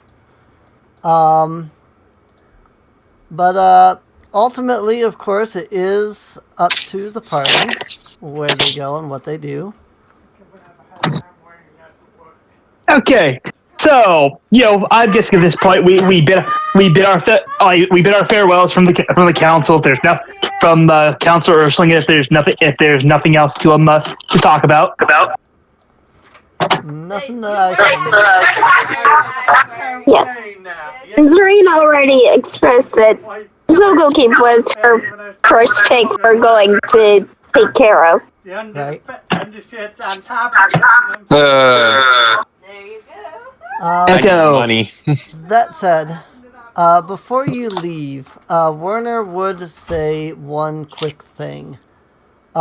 He would say, to get to Sokol Keep, you will have to go by boat. However, I do warn you to be very careful. After all, you will have to cross through some of the barren river to get to Sokol Keep. And if you are not immediately aware of the current state of the river formerly known as Stajanel, it is poisoned very badly. I was going to say, as soon as if anyone's actually paying attention to me while I'm walking out, when he says river, my tail goes bottle brush.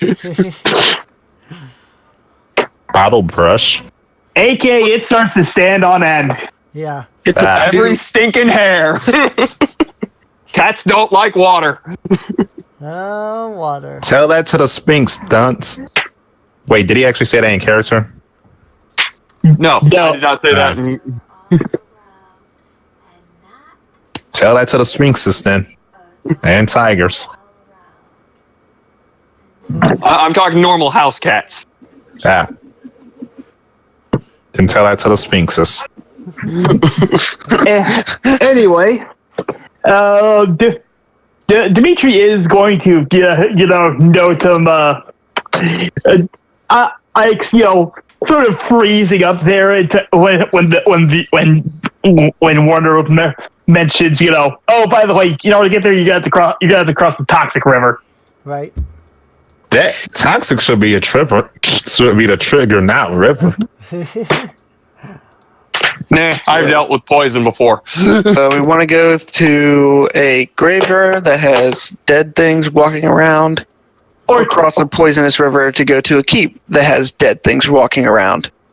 Well, I should note, to get to the graveyard, it is also across the river. So, if you look at the map, you can see you've got this blue, which is the river, and as you can see, the graveyard, which is all the way here on the left, is kind of it's barricaded by water. Right.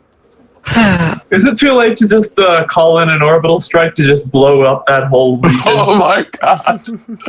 I don't know. Do you have a magic spell that allows you to do meteor strike? Not at this level. Does anyone have a wish roll? Actually, Emily. Huh?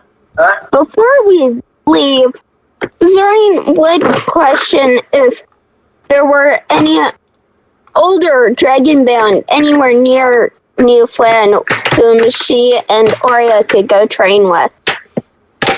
Mikiel's definitely listening in. Yeah. Werner would say that there are actually a couple of dragonbound here in the city itself, actually. And probably be more than willing to train.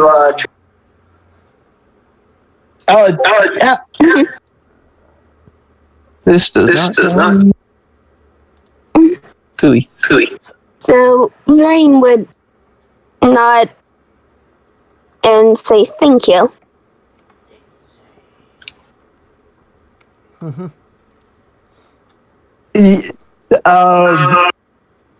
Dang it! She was muted. Okay, but anyway, after everyone leaves, Dimitri's actually going to look for any representatives from the bard colleges, because that's who he's going to have to train under, because they're the ones that know the magics and all that. Right. Oh yeah, there's representatives for everybody's class here, so. Yep. Yeah, but Dimitri's sort of going out to look because, well, he still hasn't decided on what path to actually follow. Right. Yeah. How much would a +1 or +2 hide armor be? Expensive. Well, the only reason I say that is because a normal hide armor is 10 gold. Yeah. Magic items cost anywhere upwards from 500 gold and up. Okay. Armor is considered rare, so you're looking at like 1,000 gold there. The other thing is that in the way of buying magic gear, you can't just buy gear. You have to find a place that's selling it.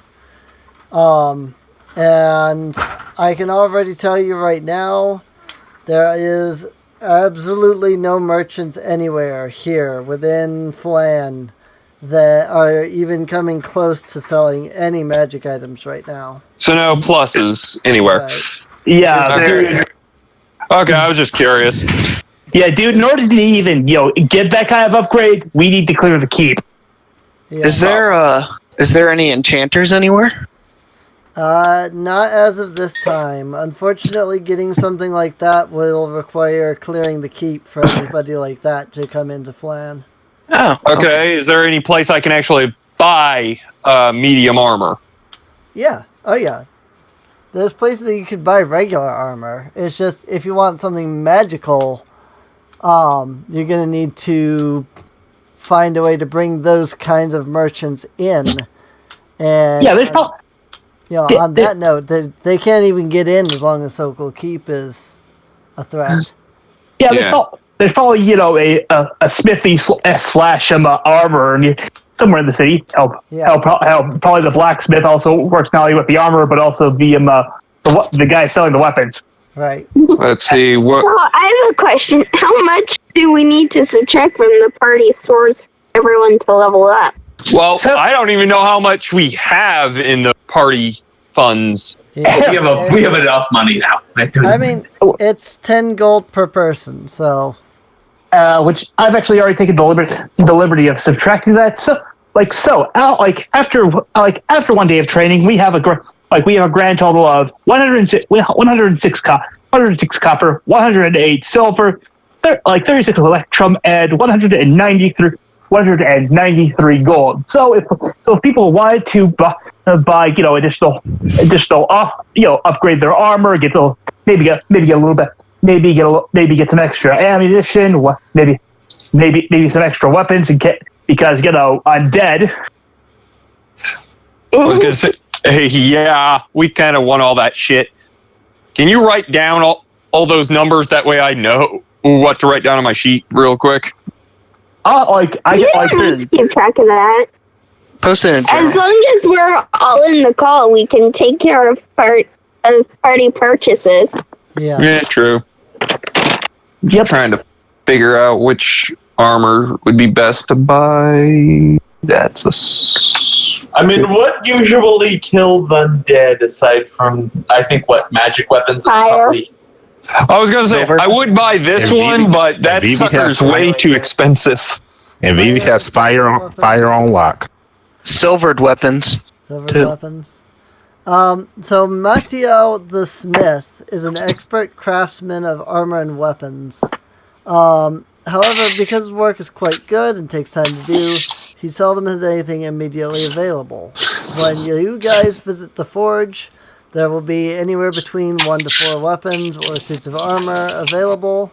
However, all of these suits of armor are always built for humans and not anything else. Any weapon or piece of armor can be ordered from Matteo.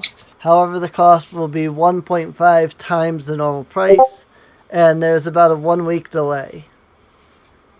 Dang. So I'm human sized, so I don't have to worry about that. Right. So as long as you're human sized, then you should be perfectly fine to buy from him. You're more Saiyan than anything else. Yeah, you might have to cut a place. You see what I'm saying here? We're not going there. I'm keeping this Super Saiyan jokes out of here. Oh, come on. We're just saying. Oh my god. I may have the tail, but that doesn't mean shit. I also have the ears. All I have to do is take off the hood. Right. Let's just stop monkeying. Let's just stop monkeying around. Oh my god. This ain't gonna die for a little bit. Oh no. But anyway, we really. But it's almost 10:30, so if we want to wrap up. Yeah, I was actually just gonna say that. At this point, it really does. This is the extent of what you can do today. So you can spend the part of today and the rest of the next day training. Again, subtracting 10 gold. Per person. Yeah, per person. Already did that. Which we already did, obviously. So we're all level 2. Everybody gets to be level 2. That said, you guys have now spent 3 days here in Flan. This is your 4th day. Next session, I guess we'll be moving on to Sokol Keep, it sounds like. Sounds like it. Because that seemed to be the general consensus of where we were headed, so I cannot wait. There is one encounter in there that I am super excited to have you guys run. So we'll see what happens there. Also, you guys did finally get past the longest and most grindy portion of Pool of Radiance by getting through the slums.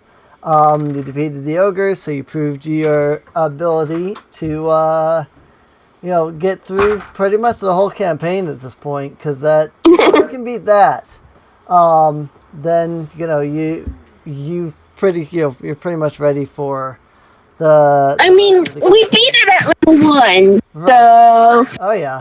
Then again, we did kind of cheese part of it. Right. Yeah. I'm just saying, like, that is one of the hardest low-level encounters in the campaign, so...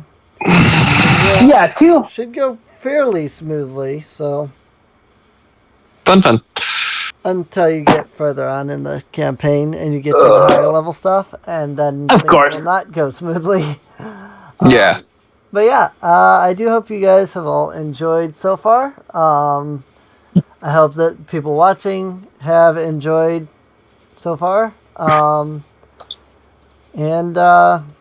with that, I guess it will be next week that we will step on into Sokol Keep. So. Yep. Stay classy, everyone. Did it again.